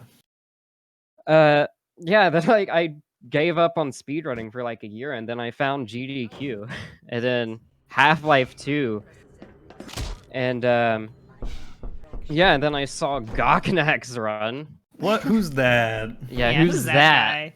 And I was like, sound like a nerd. I was like, I'll try this game, and this is in like 2015. It was like right after you took your year-long break in quotes. Year trademark break. So it was a pretty decently long year. Yeah, and in 2016 I did my first run. All right, hopefully that's good. So what I did here is I actually clipped through the floor to beat Mossman down to this elevator. Basically the cutscene is now on rails, but I'm hitting some triggers early to make Alex spawn 30 seconds earlier than she would otherwise, just doing the regular skip. It makes this cutscene a little more awkward. Like dialogue's all over the place, and Eli starts kind of clipping through his daughter. It's kind of awkward, but Mossman cuts the tension a little bit. MIT graduates are few and far between these days. We'll get you out of that hazard suit and back into Fun fact, he's talking about how you broke her record and stuff, which is kind of relevant, you know? Yeah, I wonder what her record was. We never know. Like, what do you say? Like 40-minute boatless, maybe? Feel free to look around. Oh yeah, he wants us to take a look at stuff, but that loses time. We're not gonna look at anything. Yeah, if you look at stuff, Eli talks to you, and we're gives we're Gordon. you We don't have time for lore. We don't have time for lore, unfortunately. Oh yeah, like the Vortigaunt. On your runs, for some reason the floor. I've never seen that, but for yeah, me, it's kind of he fine. takes a little nap. when I get down. No, I don't know why either. I think that's probably just a side effect of some like cosmetic mods I had for like the Soli photos and stuff. Yeah. I should be in here working on the portal. Yeah, a little bit more of this teleporting too kind of cuts up this. So yeah, what you saw was a little bit of a sequence break. Mossman coming out here is usually delayed until after Alex comes out, but if you delay Mossman, Alex can come out earlier. It's just some standard sequence breaking. So this is the only optimization you can really do on this level for this part at least. Alex, why don't you take Gordon along and give him some... I'm standing here because Alex will walk towards me to get closer to this button. Come on, Gordon. Let's go have This some is where she fun. goes. The For the specific dialogue, you just walk towards you. Not a toy, Alex. All right, I'll try your strat of save loading to get this teleport to work. Let's see. Oh yeah, it turns out that doesn't. Oh my save God. Yeah, it's pretty consistent after you save load. It doesn't save any time because she just stares at the panel. Turns out that she's on a timer there. We got door stuck there for a second. Shout out to door stuck. About how it should have been her in the Black Mesa test chamber that Please, I beg you. I'm sorry, I shouldn't be talking behind her back. It just gets a bit There's a lot of that in this game. There's also floor stuck. Is there any other things that end in or that you get stuck in this game constantly? Oh, nice. Metaphor. Yeah. So here I'm gonna clip out before this door shut and the level changes, so I can skip stuff a little bit faster than I would otherwise. Yeah, so the reason why that level transition happened so delayed there is that it's on a timer, so you actually have a little bit of time while Alex is closing that door to get out of the door and run all the way away. So yeah, we never go to Eli's scrapyard, and we never get the gravity gun, at least not until Citadel. We'll get the gravity gun eventually. Yeah, we don't need it right now. Some spooky zombies. Shout if you're like to... 8 years old, please close your eyes. It's gonna be pretty scary. Shoutouts to rocket jumping or damage boosting in any game with explosives.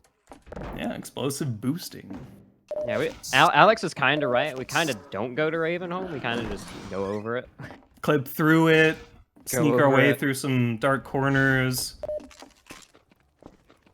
Alright, time for the hardest damage boost in the game. Actually, that might be C1708. Who knows? They're both pretty hard. I believe. Oh. Shoutouts to Momentum Mod again. That was a surf ramp. Shoutouts to surfing. For those who don't know, Momentum Mod... Oh, didn't mean to drop that. Momentum Mod is a game made by someone, you know. Some nerds. Yeah. Who may or may not be Gawknet. And it's a standalone game, and it's going to actually include movement of this game in it, and its own custom maps, which is pretty cool. Yeah.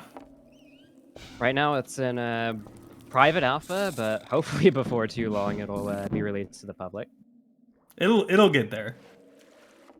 I believe. That's pretty cool. How long have you been working on that? So, back in 2014 is when I like really started it, but I didn't know C++ at all back then. So a lot of the development happened, I want to say like starting like 2017. So for like 3 years now, it's been just learning Source. I did it from, the outside with running the game or running Half-Life 2, but now I'm breaking it from the inside and seeing how it works. It's been a wonderful time. Just kind of, I never really left Source. I just kind of changed where I was looking at it. Or yeah, I love that. That's great.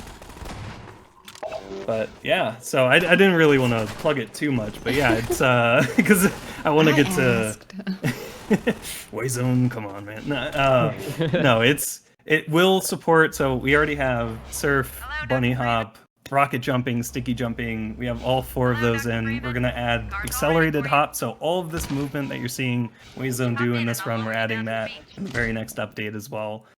So it's shaping up to be a really cool like Source movement playground. That's kind of what we're like, packaging it as a centralized experience for all of this. And fun fact, Embellis in the chat is working on getting every single one of these coast levels into a singular mega map. That is going to be one of our maps that we're going to try to ship with the game.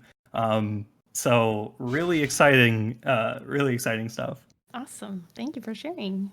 Yeah. Be pretty cool. Yeah, this is Coast. We don't take the car. The car is very slow. Yep. Actually, just like the airboat. Actually, I think the car is actually uncapped backwards as well. Okay, that's true. Yes. If Fun you're fact. But the car is big and bulky and can't accelerate as fast. Yeah, if you're baby driver, you can really get some world records. You also can't turn as effectively. Oh yeah, or fly. I mean, it's still grounded, but it also has the same wheels that you can actually float props through. But obviously, taking the car on a map, that you just fly through anyway, is not really that beneficial. All right. So I'm actually skipping my favorite map in the game, if I can actually get it. There we go. Coast 08? Yeah. I just love the set nice. piece of it. Isn't that the demo for Half-Life 2? It might. Well, it's not Lost Coast, if that's what you mean. But... No. Yeah. Lost Coast was a HDR showcase, showing off their HDR renderer. If I recall correctly, I think it was like a demo or something. Yeah. Somebody might know. I don't know. What was this game? What are you running?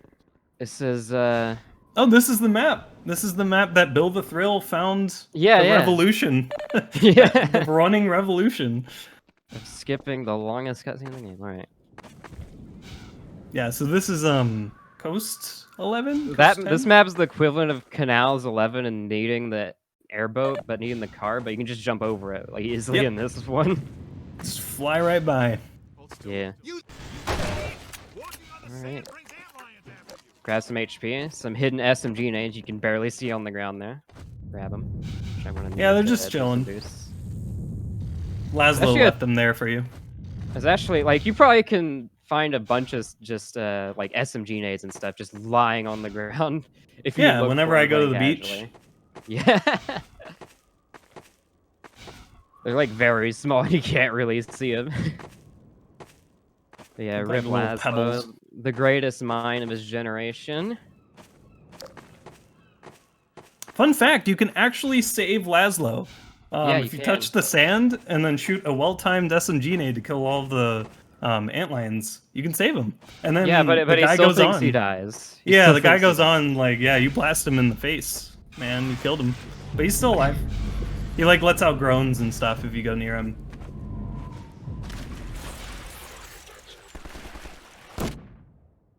There we go. This is a pretty interesting trick. Let's see if I can get the hole in one. Nice! Oh, nice, yeah. Hole in one. So just a bit of movement, SMG boost after bouncing off a little slope. In, straight in the pipe. Let's see if I can do the tree hug strats. Nice, got it. So here we're gonna really see a quick clip in action. So here we go. Oh yes.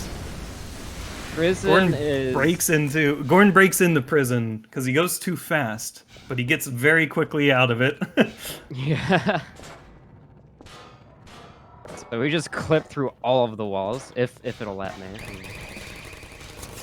There we go. Walls are just suggestions. Yeah. Gordon, he doesn't. What in your GDQ like 2014 run, didn't you say like if we could clip through walls, this game would be broken? Oh yes, I did. And look at the result. It's great. Here we are now, 6 years later. Absolutely broken. I love it. Yeah, like really early on too. We still haven't found a way to skip Barney though. Well, okay, sorry. I mean, we did, but yeah. It's a void clip and it's slower in real time. Yeah. That clip's kind of interesting. You kind of have to hit it a specific way for it to clip you. It saves like little time. Well, every second counts. This guy in chat says the source engine is literally programming glitches. The source engine is like what I like to describe as just magic and duct tape. Magical duct tape. Yeah, that's essentially what it is. it's just Valve just like taking the Quake engine and just like sprinkling some magic in there, duct taping Yeah. the parts that are, you know, a little older. Get some Like of that good movement in there, but also some of that what the heck movement in there. Great. It's a fun time source. All right. So no, this isn't an early build. This is actually the newer engine. Everything you're seeing Wayzone doing, you can actually do on the Steam version. Yeah, the Half-Life Steam 2. version. It's actually kind of... They actually did an update which made the Steam version more friendly to run. It fixed a bunch of weird, like, stutters and stuff when you did save loads. Yeah, So- save load speed in that is just so fast, but then individual level loads are just awful. You sit at level loads for like a solid 3 seconds with an SSD. All right, here's a slight difference with real-time run. I'm just gonna die, apparently, okay? I'm just gonna fall through the ground here instead of save load down. It's the better route. It's more entertaining. Apparently I got a gold on the last amount. Just like looking at my splits. As you paid attention. And also, fun fact, because I named these splits after your quotes, it literally references a gold. So that's very coincidental. Gotta play some Gold Dust after this. I kind of messed up my movement there. Now we're just in darkness because my sprint is also based on my flashlight for whatever reason. They fixed that in episode 2.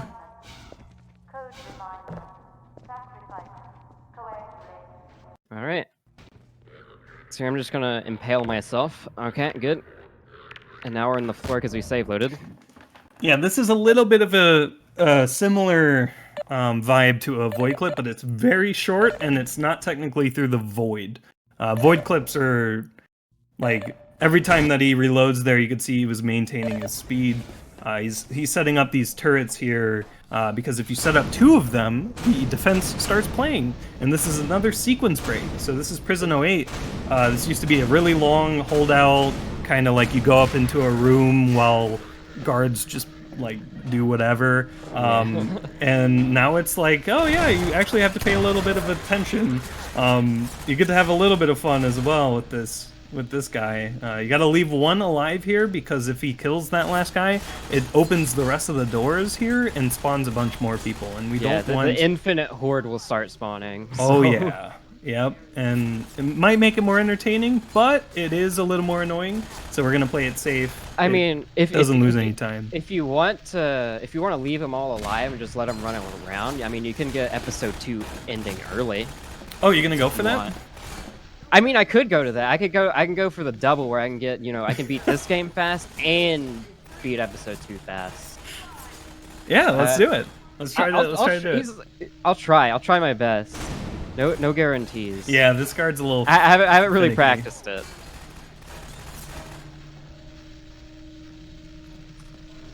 And I have to do it at a specific time where I soft block, so... Yeah.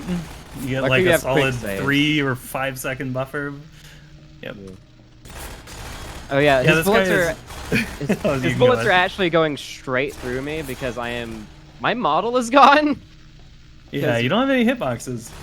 You Yeah, deleted it with the no clip into the tongue that we did earlier on in the run. I think what happens is that because you have a special airboat hitbox, and I'm not in the airboat. Because when they shoot at you with like missiles and bullets, it hits the airboat, which damages you.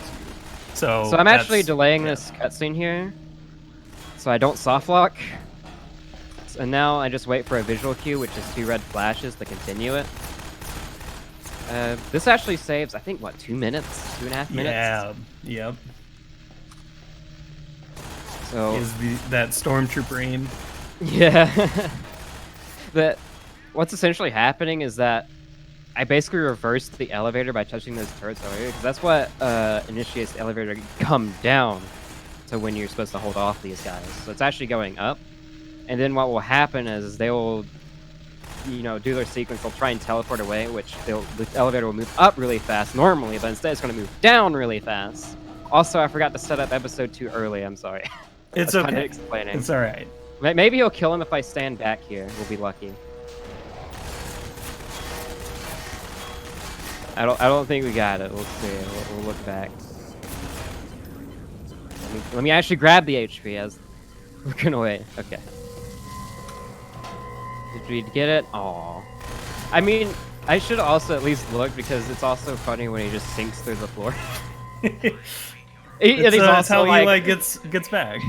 The funny thing is his line's literally like, Gordon, what's happening? As he's going through the floor.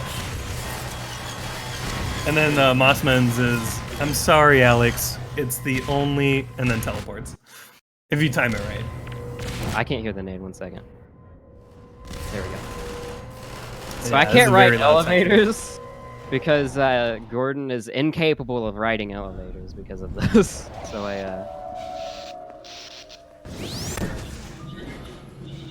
Yeah, elevators so are just too nade boosted buttery. up.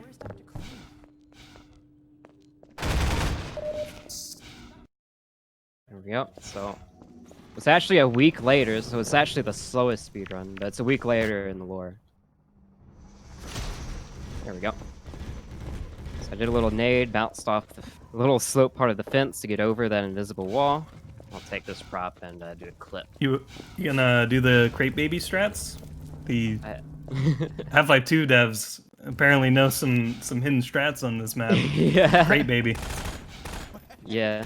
IGN did a video where they showed one of my runs to the developers of Half-Life 2, which is actually pretty insane because that's like one of the oldest developers they did it with that were still around, you know? Yeah. Watch out for the hoppers. Yeah, really awesome watch if you guys haven't seen that. They take it really well. Surprisingly well. Suspiciously well. But yeah.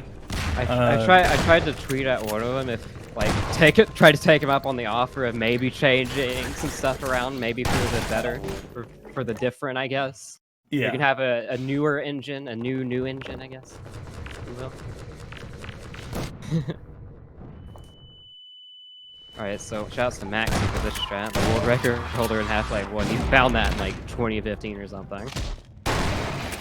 Just hit our knees on the table there to clip through the floor. Pretty good. Alright, let's see if I can do car launch. I jumped over the slope. Good. Okay. Just jump through there. So here's probably the most annoying quick clip.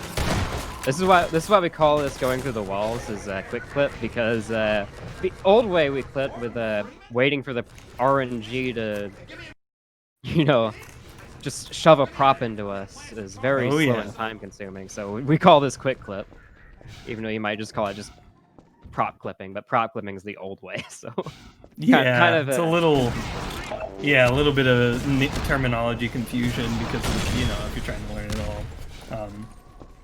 Yeah, or if you've been through it all, it gets confusing to call one glitch, you know, something.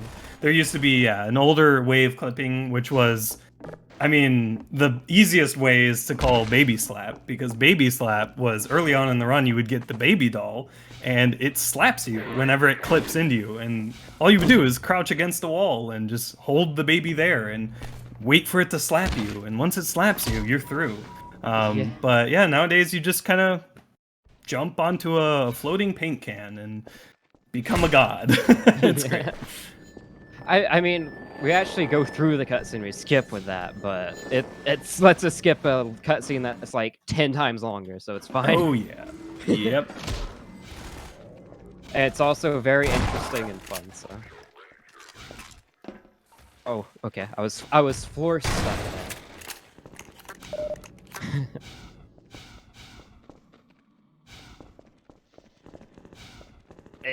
Okay. I had trouble getting up that little step there. Okay. So this might be the hardest boost in the game, but I got it first try really fast. Okay. Yeah, hard. Sure. No, it is. It's very difficult because you can't stand on top of the barrel because of Gordon's weird collision state that he's in. He tries to keep constantly clipping through it. Yeah, he just you constantly falling through the ground on it. Unless you move. Yeah. Also, don't ask me how that fall damage avoidance happens. I don't know why. For some reason, like in that one spot, it just pinches you. Also, Yeah, shout out it's to like this strat. This strat is my favorite in the game. So we combine like everything for this one tiny strat. So what we're gonna do is we're gonna do a damage boost through the wall, and then if I do this just right, I'll ABH, get extra speed, and bounce off a slope and fly over 2 walls, right in between 2 invisible walls. If I can do it just right, it's very precise, but it's really worth it. If it'll It's let me. awful. It sucks. It's really bad. There I we hate go. doing this one. Right over the map, through the wall. Hello, Alex. You're not supposed to be here. She's really not supposed to be here. She probably should have been gone. Like, she gets captured in what? C-17? She just wants to hang out, man. Whatever. She's just tagging along. It's Gordon and Alex. Half-Life 2, 2 Gordon, 2 Alex. It's the best adventure. Just give that turret a quick Fun fact, if she dies, you can pick up her gun. But, you know, you have to wait for an NPC to do that, and that's time loss. And unfortunate. Alright, so shouts to rocket jumping, shouts to TF2 again. And momentum on. Mm-hmm. Scuffed TF2 rocket launching is what I call this rocket launching. Yeah, this rocket launching is its own, yeah. The rocket's delayed, and it's very it's not- different. Yeah, you have to wait. Versus like a TF2 rocket that just instantly blows up if you're up against a wall or something. Damage boosting, like SMG boosting in Half-Life 1 is way more similar. Oh yeah. Oh, I fell. This is dumpster launch, by the way, where we just jump off a dumpster, fling ourselves.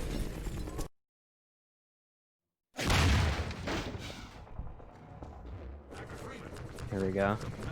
So we just walk through that guy. Oh. Yeah, if you meet an NPC at the waypoint that they're programmed to walk to, you could have seen this earlier in the run as well with the guard that knocks over the can and tells you to pick him up. You can meet that guard, right, or that NPC that you just passed through at the same tick, and you just phase right through him. It's pretty nifty. I see. Yeah, there was this robot monkey. There was what was that robot monkey? I don't know. And there was Barney. Yeah, I think. something. I don't know. I see a little bit of confusion in the chat about how I'm like flying up. So when I gain a lot of speed and I hit a slope, I'm technically not on the ground, and the slope like directs me upwards. So I fly through the air really fast. So hopefully that'll clear up some confusion about how I go fast. Alright, so I will be attempting the hardest strat in probably all of Source Engine speedrunning. So here we go. I believe. Citadel O2 skip. Normally, you ride a pod. This is like part 2 of 3 that you get to talk to your chat and rest. But no, we're skipping this now. So, yeah, you take this flying droid thing, and you want to grab it with your gravity gun because there's a trigger here that puts you in the pod if you aren't holding anything. But holding this guy, this droid... reloaded. Yeah, gets you out of this pod. There's also a 1 in like 3 chance that it drops a suit, which he actually needs. So you could get really bad RNG, which is what you saw a little bit of there, where it doesn't drop that suit battery. And then now it's a bunch of KZ. It's a bunch of fun explosion boosts. This like the movement required in this is ridiculously difficult. So I have to do an SMG boost and I have to do some AFHs to get around that really tight corner, which is very tight and probably actually harder than it looks to get around. Oh yes. Like it looks hard already, but it's harder than it looks. And then I have to do a precise circle straight to get across that gap. Across this gap, do another SMG boost, but try and save some HP because I'm going to need it to get around here. There we go. That's another one of those hard corners to get around. And now for the hard part. So I have to get around a little, like, overhang. I messed it up. I have to get the right amount of speed for this. That's too fast again. Stop going fast, man. Come on. There we go. That should be good. I might not have got it. try it again. Yeah, this is the hardest part here because you're kind of in darkness and you have to. I think the gap that you have to go through is like a little bit wider than Gordon's pixel width. Yeah. Or unit width rather. So really, really precise. Yeah, I'm actually having a little bit of trouble. This is, like I said, this is the hardest part of the trick. Oh, I actually got it there. I didn't expect. I didn't have the right speed. But... There we go. So this tiny little gap, and if you look right there, there's a little lip I have to get around by using that SMG nade. And I have to wiggle my way through in between that. It's very hard. Now for the last hard part, this little bit of movement, didn't have enough speed there. So I'm just gonna turn and bounce off the wall there, that's slightly slanted to get up here. And we've skipped the pod ride here. And all of that saves over like a minute and a half by just, the pod is very, very slow. Well, if you do it fast. Yeah, that's a big asterisk. Yeah. So yeah, we have the gravity gun again. Yeah, because you save deleted at the beginning of Citadel, so we have every weapon here. We're going to grab this rocket launcher because we're standing up against the barrier here, which is technically outside of the trigger that prevents you from grabbing weapons. I also have to grab the weapons before the lasers shoots out in order to keep it. It's trying to zap them. You can crash the game if you're not careful enough here. So if you're not that familiar with the game, if you remember the health charge actually give like HP and armor like really fast in the Citadel, like everything's just supercharged and you basically just annihilate everything. The game's kind of on easy mode for the rest of the game. Oh yeah. There's like two kind of harder things that you do here. Also, this is one of the oldest strats in the run, and it's one of my favorite strats in the run. Is this launch. So what we're gonna do is we're gonna take this, and we're just gonna set it in the precise spot, and then we're gonna just shove an orb under it, which will send us flying all the way up. Unless I hit the death, that's not good. Try again, and we'll go Gordon's all the way dead body up. will continue. Oh, didn't get high enough. Trust me, it's very good. It's like a dev intended skip because look how perfect it is.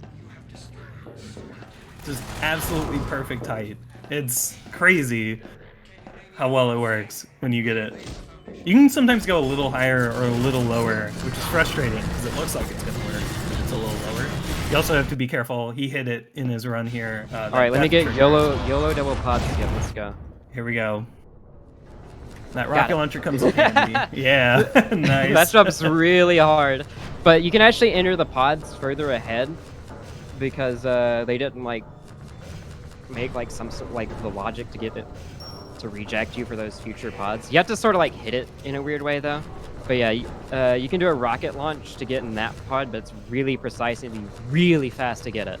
But we got it, so. Yeah, because that pod is out of there if you're not there within, I think, like a second or something after starting the map. Yeah, and so you have to use the rocket. Now we're in 7 minutes of cutscenes. So, yeah, the only cutscene we couldn't skip apparently.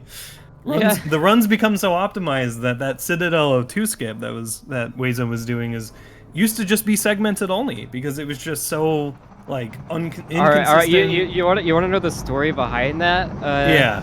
Mira was running old engine. And old engine can skip that pretty easily because they got prop flying. Right. And he made fun of new engine for not being able to do that. And I was like, I gotta do that.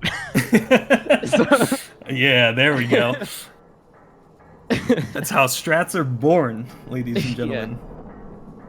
Nothing is impossible except for this skip. We can't skip this. Yeah. Old engine can't skip this either. So. Yeah. I need some interesting topics to talk about for this next little bit. Yeah, can we get some donations, Brett? No. We have some time for donations. Haven't said that in a while. Well, that being said, I will say that the Hotfix show is brought to you by viewers. So if you do subscribe to the channel, you are directly kind of funding all of the Hotfix content that you see. So shows like Time Capsule and other shows on Hotfix. So thank you so much. I kind of have a fun little theme of the Time Capsule of why this game was influential, I guess we can talk about. Like, just one thing. This is 2004, and look at these facial animations. Right. And look at this high-quality texture on this guy. I don't know why that's that high quality, but okay. Yeah. Oh, they could have been updated or like remastered. Yeah, it might have got a Maybe little updated. ARG. Yeah. And look at these cube map reflections. That was very new for the time. I think the biggest was the physics, which Yeah, is kind of funny because this run relies heavily on breaking it. So it was basically the first game to use Havoc physics, and if you know, a lot of games, including like Legend of Zelda: Breath of the Wild, uses Havoc physics. So yeah, it was started here. It definitely hasn't. It's taken its like foothold in a lot of the game industry nowadays. I mean, a lot of engines nowadays also have their own physics engines too, because they don't want to. The main reason that Havoc is kind of like, I don't know, like a kind of rough thing to work with is because it costs like $35,000 to license. So if you want to make like a Source Engine game and sell it, Valve has to take that cut out of your sales. But it's amazing how, you know, how well it came together at the time, and then how it just over the years evolved to be more and more broken. Like this floating prop jumping through walls was only found, I mean, relatively, according to back in my day, relatively recently. And it's just incredible to see how far this engine's come from 2004, jumping forward, flying off of like everything, to jumping backwards, flying even further, jumping through walls using props. Like it's gone through a lot, and it's just incredible how much of a reach this game's had in terms of, I guess, game design, but also just speedrunning. Maybe you'll do it for one of them. Yeah, I mean, this is just a game that just pulls a ton of technologies together at the same time. You know, these high quality animations. You know, if you look, I mean, this game, like, even now, still holds up. Right. If you were to play it casually, it's like that good. Smooth, were you trying to say something? I had heard some kind of interesting fact that the model for Eli was modeled after a homeless man that was outside of the Valve offices. I don't know if either of you know any truth to that. I'd believe it. I've heard of it, but yeah, I do believe it.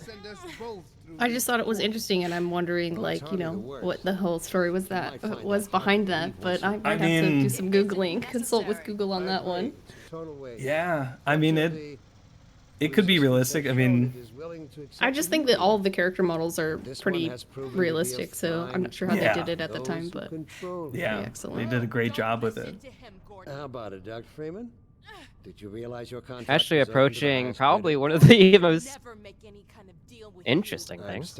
Yeah, most probably like most this interesting, this the thing. awkward. Yeah. The strat coming up, you'll think is just like he's literally just like he's literally just cheating. You'll see. You'll think it's just a facade to just enable a cheat. So if you thought that the no clip earlier with the airboat was fun, turns out any vehicle that you enter has similar properties. Oh yeah, sorry. In I'm the just pod. gonna, unfortunately, pause the game just so I can bring up my in-game timer real quick. There we go. Oh yes, because he does have to see. I have to look at my in-game timer for this. Yeah. He's cheating. He's bringing up his cheat engine. I'm gonna be doing some save loads, and I can't let the in-game timer advance. So. Yeah. It's pretty interesting to kind of time it like this. So when he says no, here we go. So now I'm just going to do a bunch of save loads, which I'm effectively lagging out the game. If you remember at the very start of the game, this is the very last strat of the game, pretty much. So it's kind of poetic also. Like the first strat in the game and the last strat in the game are the same strat, essentially. Yeah. Yeah. Yep. And they're the only time they're used. There we go, I got it. So you might have saw it there for a second.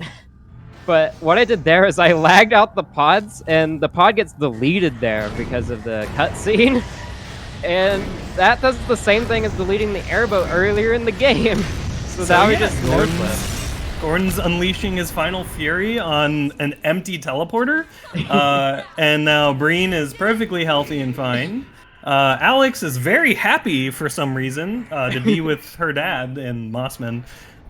It's a really fun ending. I think the ending is even greater. If you haven't seen... All right, coming up on time. Yeah, yep. I'll wait for that. Still have time. All right, gotcha. All right, let's do a little bit of fun after timer stuff real quick. Yeah, so, just some after time stuff. Alex has some very interesting facial animations, but yeah, Breen's fine. He's just chilling. Yeah, he's just back there. He's fine. Alex is allergic to bees, and it turns out there was a bee flying around in that area down there. She didn't take it too well. Oh, I thought my game almost crashed, but we're good. It would have been fine because the game's over. But yeah, here we go. Here's Alex's beautiful face. There you go. Just a neat little bow, and then we get some wonderful G-Man. We'll see this in a second. This is about to be really creepy. Okay, this might be a little bit too creepy and scary. Yeah, this is pretty. Yeah, this is pretty. If you think Ravenholm was scary, just wait. Oh dear. G-Man doesn't have a head. Monka, why? Makes sense to you in the course of. But yeah, that's Half-Life 2. Is there anything else to say other than I mean, if you got any shoutouts, this is terrifyingly amazing. Well, he's my. If you want to run this game, yeah, you can join the Source Friends Discord. You can look at my YouTube channel, and I have some tutorials up there. And yeah. Shoutouts to Goknak, shoutouts to my own channel, I guess. Yeah, if you enjoyed the run, please follow Wayzone, twitch.tv/WAEZONE.